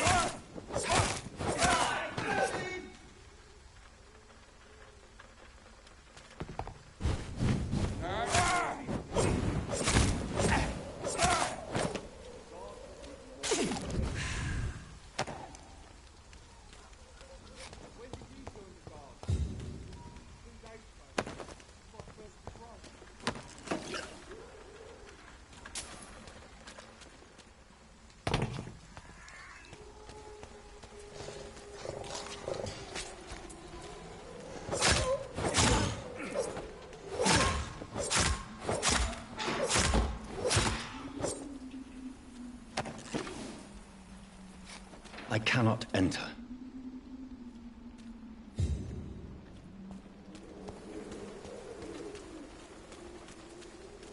More and more of these bloody leeches every night.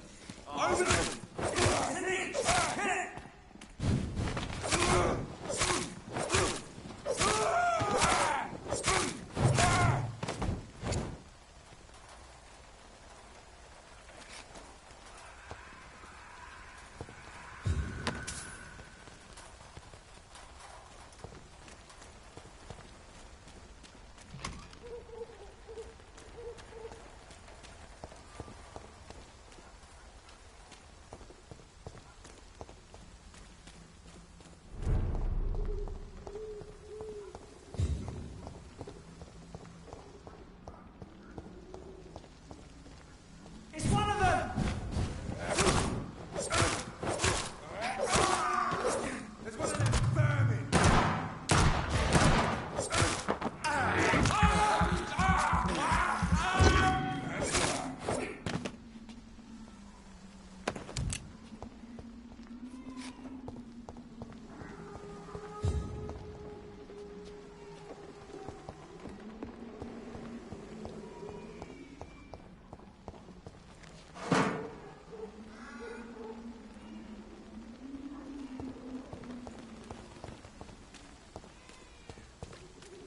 Crush the leech, boy! Die, vermin! The power of the Lord command! God!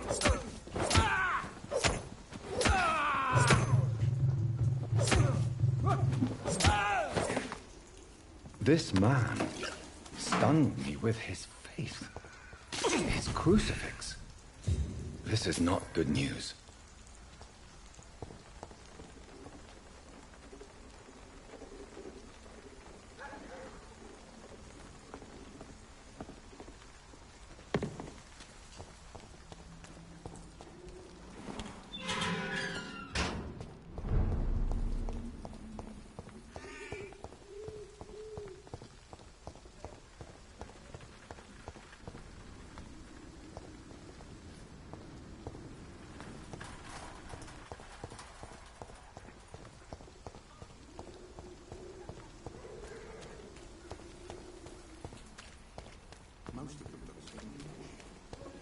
Protection against malevolence and trickery.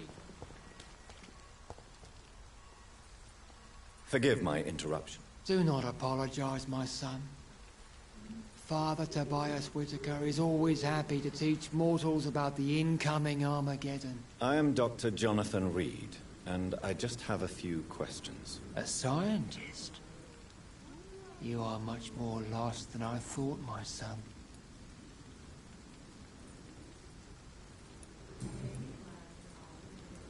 What do you mean when you say that I am more lost than you thought? All scientists are entangled in a world of causes and consequences. And most of them can't see the plain truth. Quite a judgmental opinion, if you ask me. But what do I know? Blinded by science as I am. But you are seeking answers, aren't you? Answers about the Armageddon about to strike the city. Answers about the hidden truth.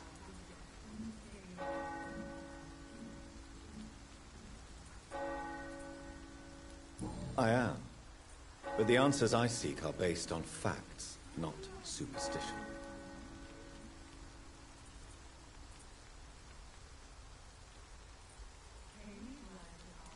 What do you mean when you say that I am more lost than you thought? All scientists are entangled in a world of causes and consequences. And most of them can't see the plain truth. Quite a judgmental opinion, if you ask me. But what do I know? Blinded by science as I am. But you are seeking answers, aren't you? Answers about the Armageddon about to strike the city. Answers about the hidden truth.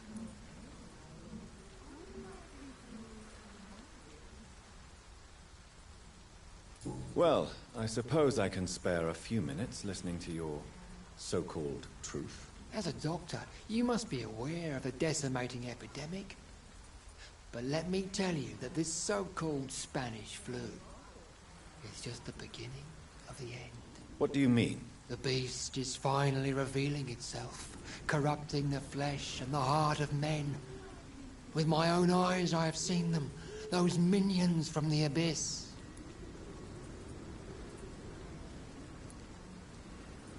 I have heard enough. Goodbye.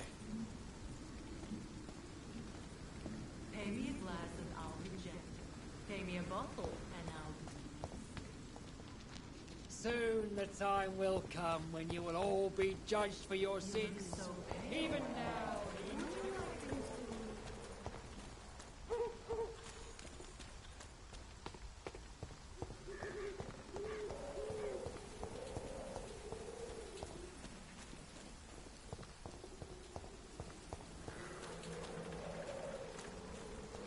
It's locked, all right.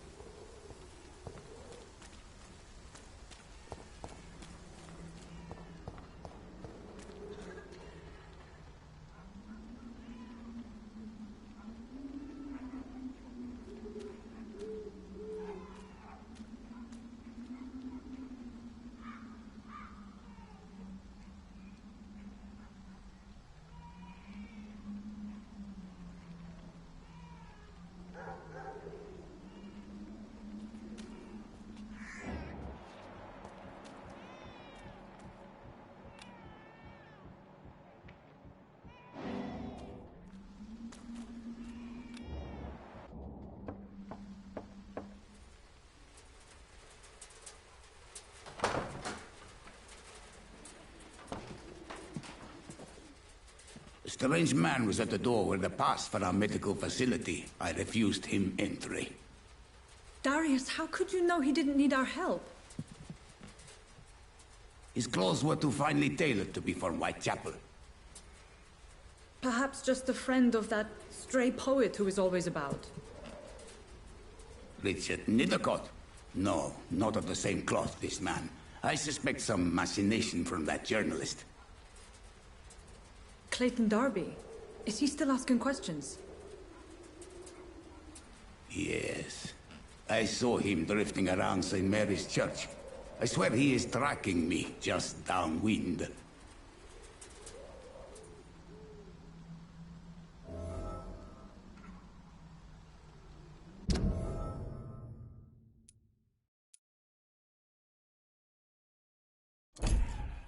I must talk to that journalist or the poet. They must know about Darius. Nearby the church they just mentioned.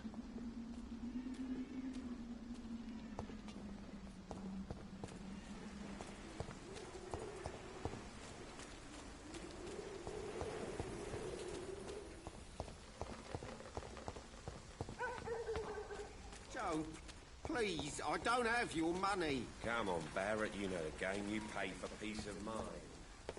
The walls of your home will not protect you, for there is no protection against malevolence. Excuse me, sir. Are you familiar with this part of town? Name's Clayton Darby, reporter. Sorry, I'm new to Whitechapel. But perhaps you could help me, since you're a journalist. My name is Jonathan Reed. Dr. Reed, the famous surgeon. I'll gladly help if I'm able, sir.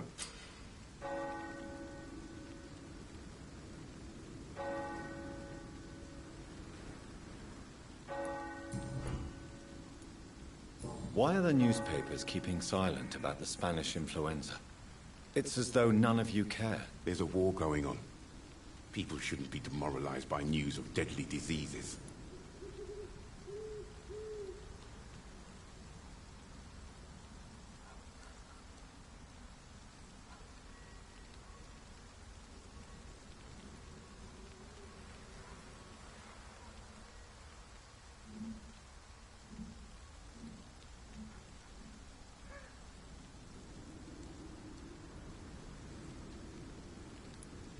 If no one stops it, this epidemic could turn into a scourge.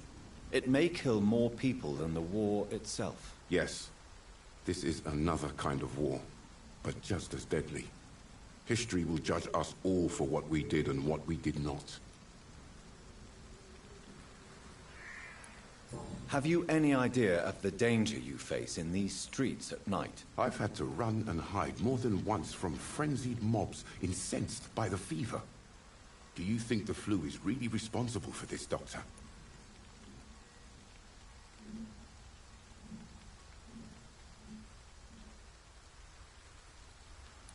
I'm convinced there is more at work here than a simple epidemic. Really? To be honest, I could say the same. Some of the sick I saw or heard of. My God, what happened to them?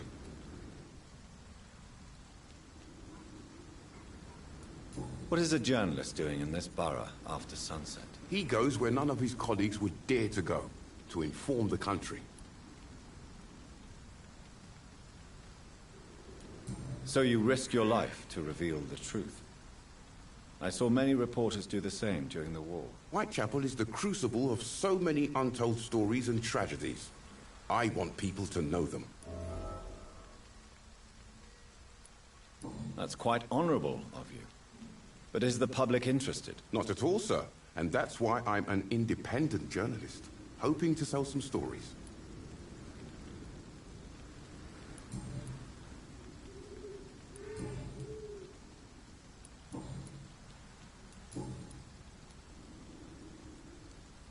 I heard you're investigating an underground medical dispensary in Whitechapel. What do you know about it? Not much, I'm afraid. They are wary of strangers, and I'm not really an acquaintance of theirs. Why do you care? I'm afraid one of the nurses from the Pembroke Hospital may be involved with unsavory activities. Ah, could it be Dorothy Crane? Without a doubt, you are a damn fine journalist, Mr. Darby. What do you know of her accomplice, a man named Darius? I don't know much about the man. He's very cautious. Never goes out. Doesn't seem to have any friends or family. He never goes out? No. A few days ago, he unexpectedly did. I followed him, but it was just a ruse to keep me away from his house. Really? How do you know? He went to the nearest mailbox, but just before posting his letter, he ripped it up and threw it away. He has no relatives at all? No. Except for that strange man, a poet named Richard Nithercott, who sometimes comes by. Darius would never let him in. Where can I find this Mr. Nithercott? He spends most of his time lurking around Whitechapel, talking to himself or declaring verses. These days, you can usually find him behind the church.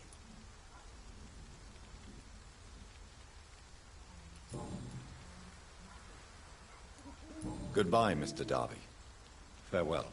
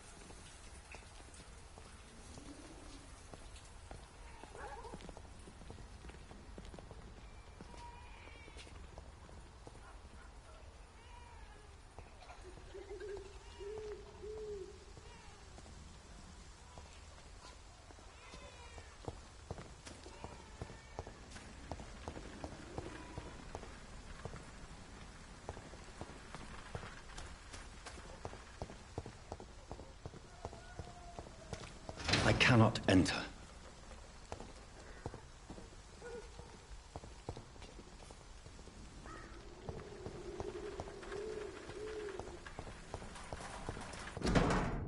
The content of Darius' letter to his children could give me more leverage to enter.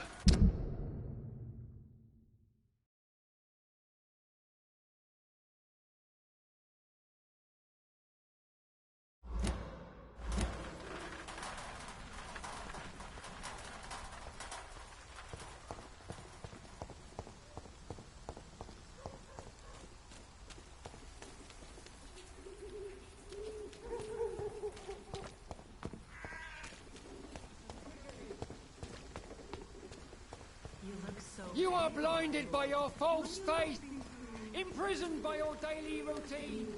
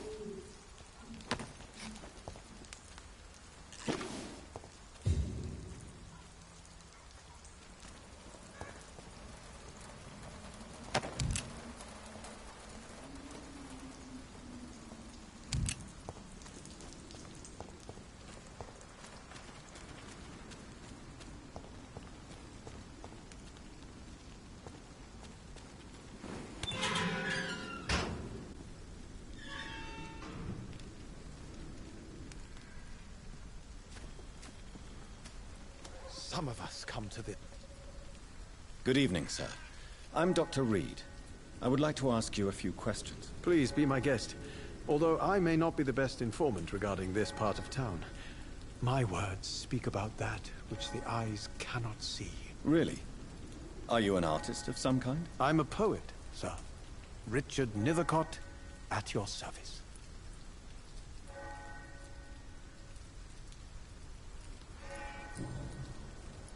May I ask what you're doing at this hour of night, sir? Do you live here? Not at all. I'm just enjoying the pleasure of a quiet walk.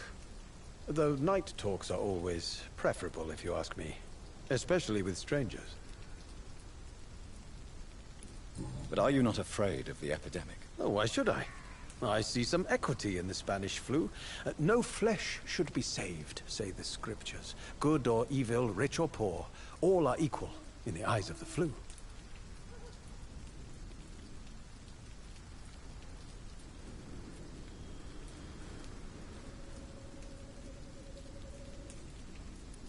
If you say so. But as a physician in a time of epidemic, I must caution you to avoid unnecessary exposure, sir. Thank you, Doctor. But we both know the seeker of truth has to go boldly where the weak dare not.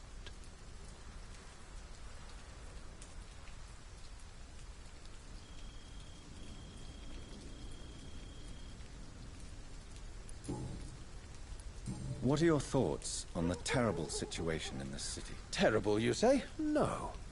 Of course, the death of so many innocents is a tragedy. But the scourge has not been all bad for the city. Oh, no, sir. What are you talking about? Do you remember London before the flu? Noisy, cacophonic, quiet nowhere to be found. And now, listen to this oddly peaceful silence.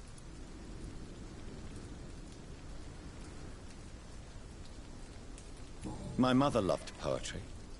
Perhaps your words would have touched her sensitive nature. I only see a dreadful disease. Most people fail to understand my perspective. I don't blame them. But how could I call myself a poet if I veiled my feelings? Are you aware that your life could be in danger in this part of town? But this is where I must be to feel the real beat of the city. I had to come, see it for myself, alone.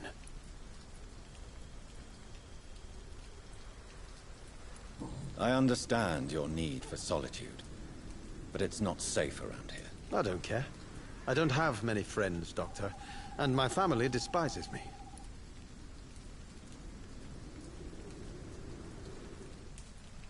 If some misfortune came upon you, who would be here to help you? Well, you, for a start, my dear Doctor.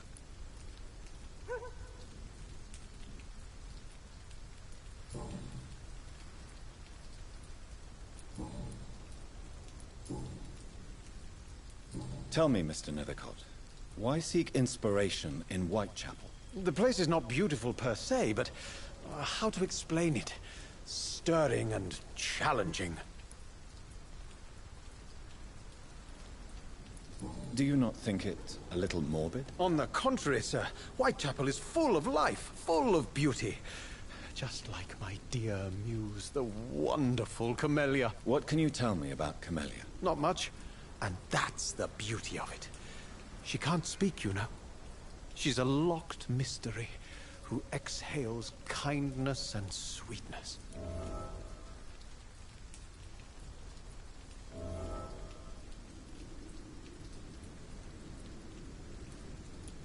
Perhaps you're just afraid to find out the truth about your muse. One day, perhaps, I'll ask her to come with me. But will she still be my wild flower of Whitechapel if she moves uptown? And have you ever tried to learn more about her? Where she lives? How she survives? Whom she may know? Maybe I prefer she remains an enigma. Reality can be so dull, don't you think?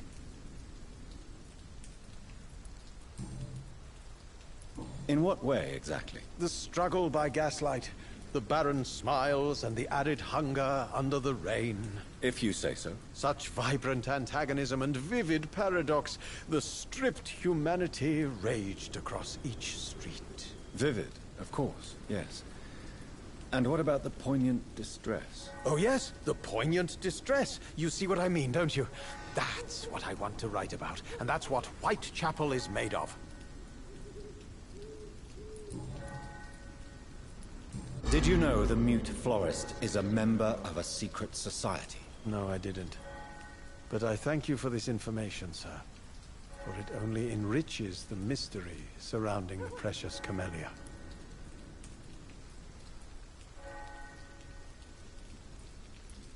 Are you not curious? Is there not more you wish to know? That girl has not an ounce of malice in her. Whatever she may be hiding, it's certain to be for the benefit of most, if not all.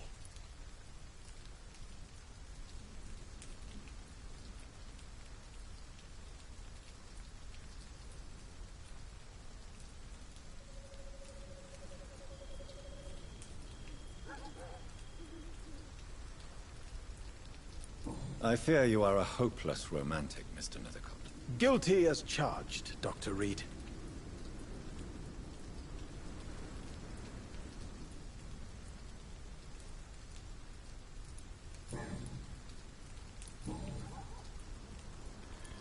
May I ask you a few questions about the district? Extraordinary part of town, is it not? I'll be glad to help you, if I can. What can you tell me about an old man called Darius? Darius Petrescu? Yes, I know him. At first, I thought he was only a small publisher. I invited him to publish my work, but his reaction was pretty clear. Not interested in your talent? Darius is an old political activist who takes delight in printing tracts and lampoons. Those communist activities only require mediocre writing skills. I'm looking for Dorothy Crane, a nurse who lives in this vicinity. Dorothy Crane. Oh, I love the name. The Crane of Whitechapel. Sounds very mysterious. But, sorry, no, never heard of her.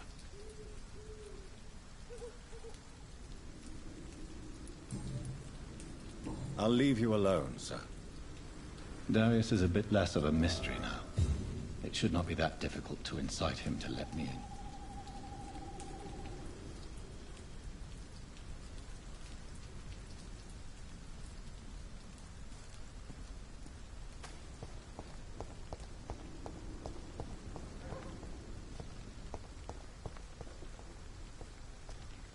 Some of us come to this world already touched by grace.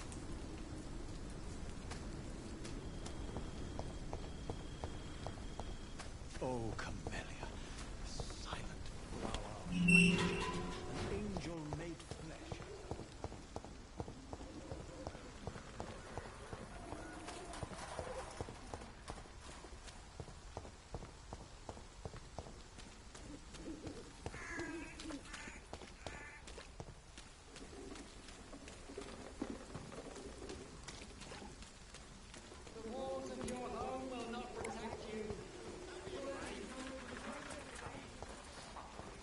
Cheap price, good quality. Come on, take a look. Don't be afraid.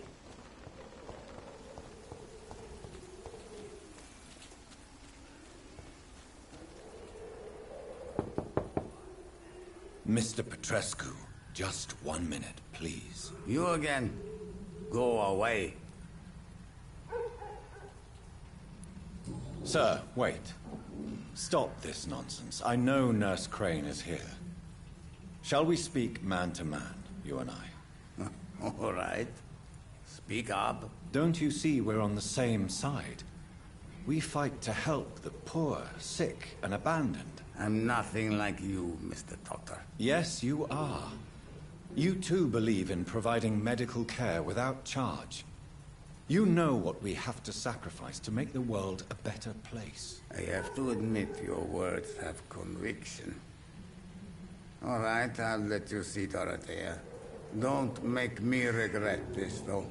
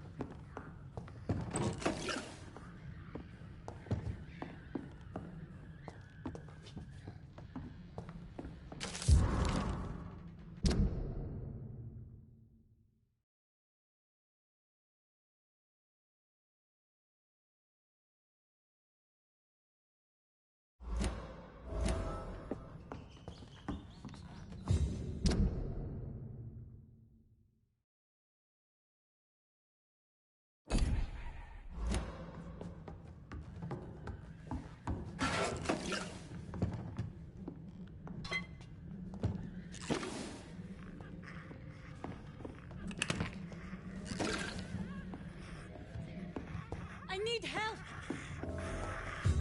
What do we have here, nurse? Patient Razvan Vasily. High fever running on 3 days. Complaints of dizziness, muscle aches, and head pain. Diagnosed with influenza. Treatment? Aspirin and salicin for the fever and discomfort. Liquids for dehydration, but he's having trouble keeping even water down. Thank you, nurse. Anything else I should know? He did lose consciousness this morning, but he's never had convulsions like these. He's not convulsing, he's choking. He's not getting any air. Scalpel! Hand me that scalpel! What can I do, Doctor?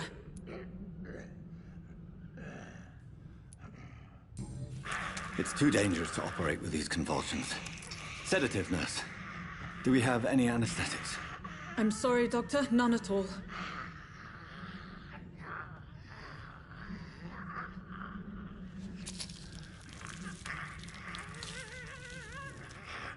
I need to perform a tracheostomy. Short pipe. That rubber tube will do. We're going to cut a passage for air through the neck. Yes, Doctor. He's breathing again, but he's coughing up blood. Internal hemorrhaging. I need to make another incision into the chest cavity to drain the fluids from the lung. Prepare another tube.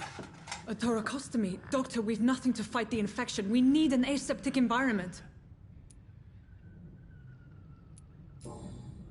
Right then, Nurse Crane. What do you suggest we do?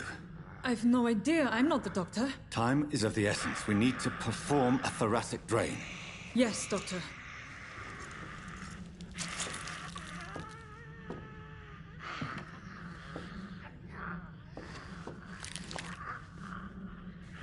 He's still bleeding, Doctor. I'm losing his pulse. The drain must have punctured the intercostal artery. There's too much blood. Are you all right, Doctor? I can't see.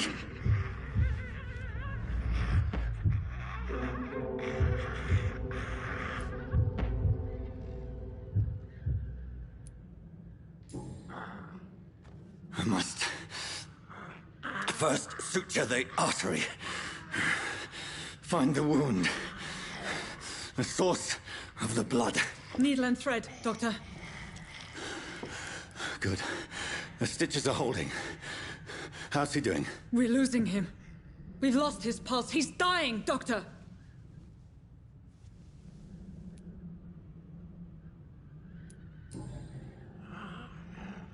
A dose of epinephrine, now. Yes, Doctor.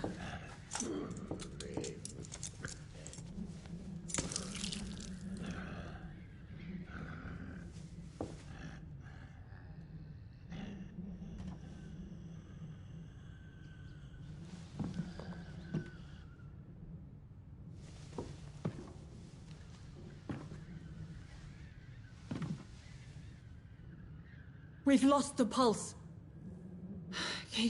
He's gone, Doctor. Nurse, we did everything we could.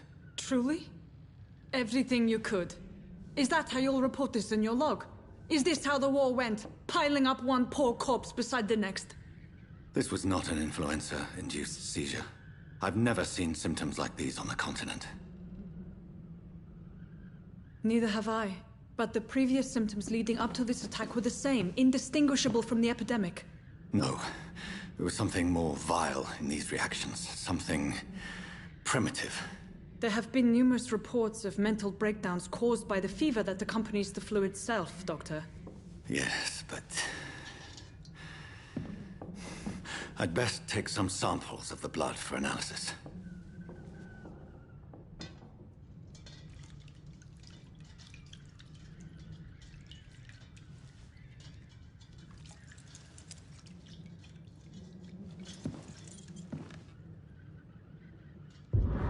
I doubt you're here to test my bedside manners. I suspect it was more than intuition alone that led you to us. So, how might I be of service, Dr. Reed?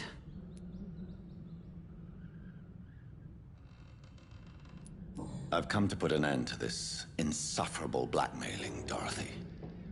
Doctor, you think your warnings scare me? I've stolen and plied, blackmailed and lied, but what else am I to do? I'm all these people have. You've convinced me of the sincerity of your actions and their noble justifications. But all the same, blackmail is a crime, and it will stop, Nurse Crane. So, are you going to turn me over to the authorities?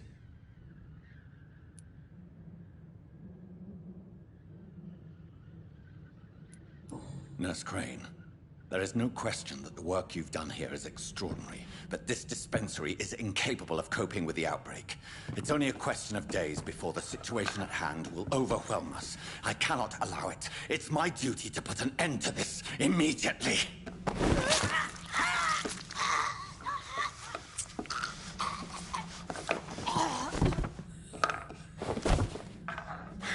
I'm not ashamed. I did what was right. For in the end, I saved lives and you took them. But we had so much in common, Doctor. Don't you see that?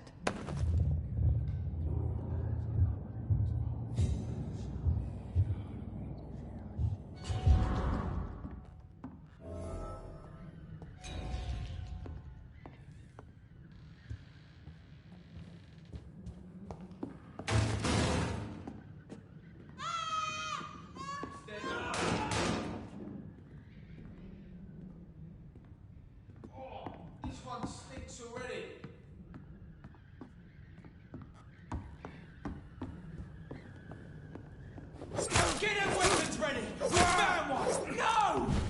Watch it!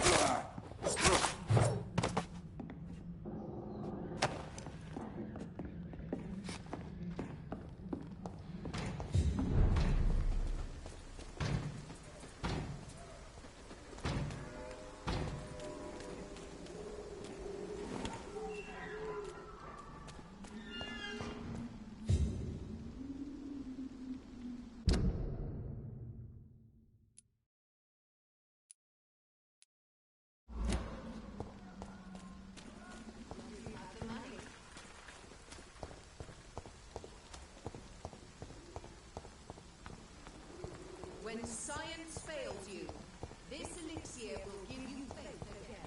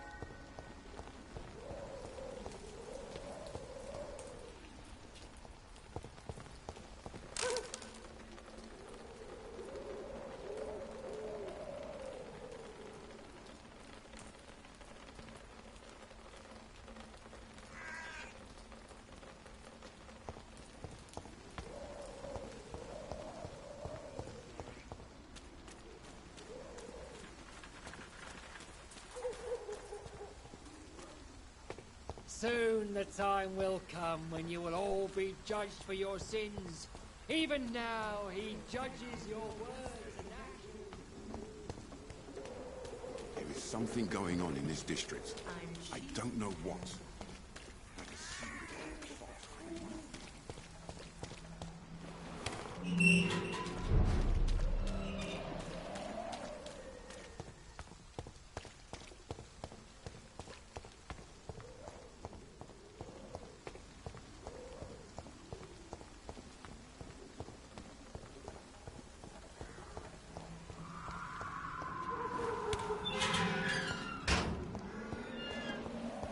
Human blood. Whoever left these marks did so deliberately. Kill it, boy! There's one of them vermin! Burn it, boy! Die, vermin!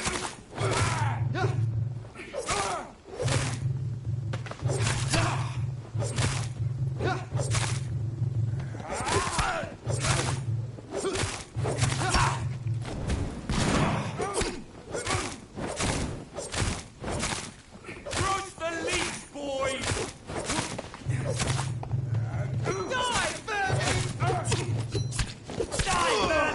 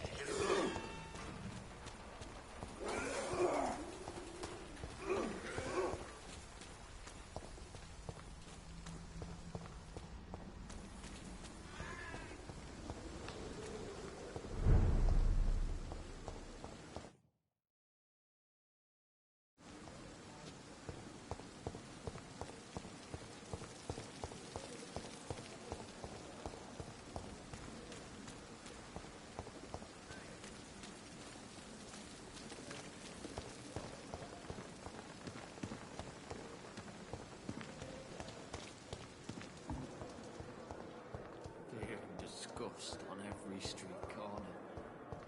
The daily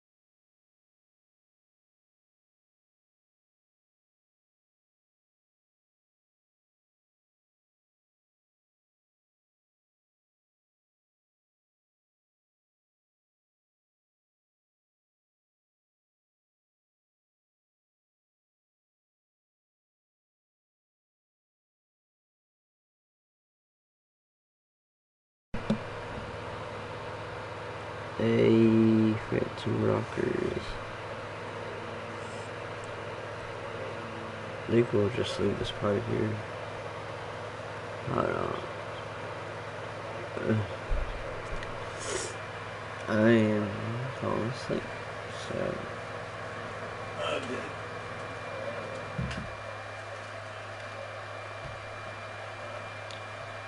Anyways, I want to thank our new Phantom Rocker for following on Twitch. Thanks for watching and following. So if y'all like this part of Vampyr, hit the like, comment, subscribe, and all that stuff. All links are in the description down below. If y'all are new here on Twitch, become a Phantom Rocker, follow and subscribe to become a Phantom Rocker. All links are in the link tree down below. Make sure to follow me on Spotify, stream my music out everywhere. My music's out everywhere you stream music. Make sure to follow me on social medias.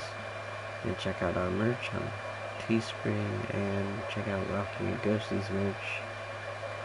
It's on our website. It's all linked down in the link tree. And if y'all want to support us directly, there's a support link down below. They're like 3 different tiers and very affordable if you want to support us that way. Check that out. I think tomorrow we'll be back on YouTube with the quarry.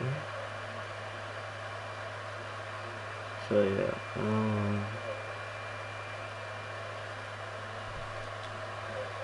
and stay tuned. At the end of this video will be an outro.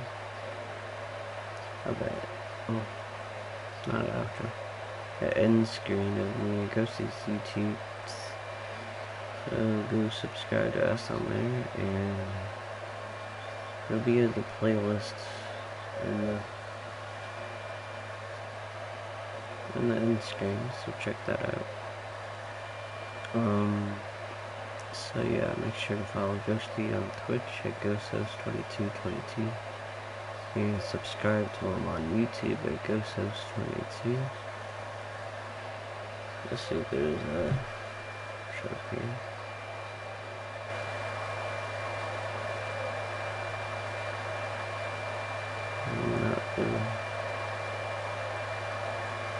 But yeah, we'll be live tomorrow on YouTube. So Saturday, Sundays, it'll be YouTube streams at 7 p.m. or 10. Or later, but I don't know. Anyways, remember to stay strong, stay positive, and stay focused. Peace, much love, and good vibes. Rock on. Bye.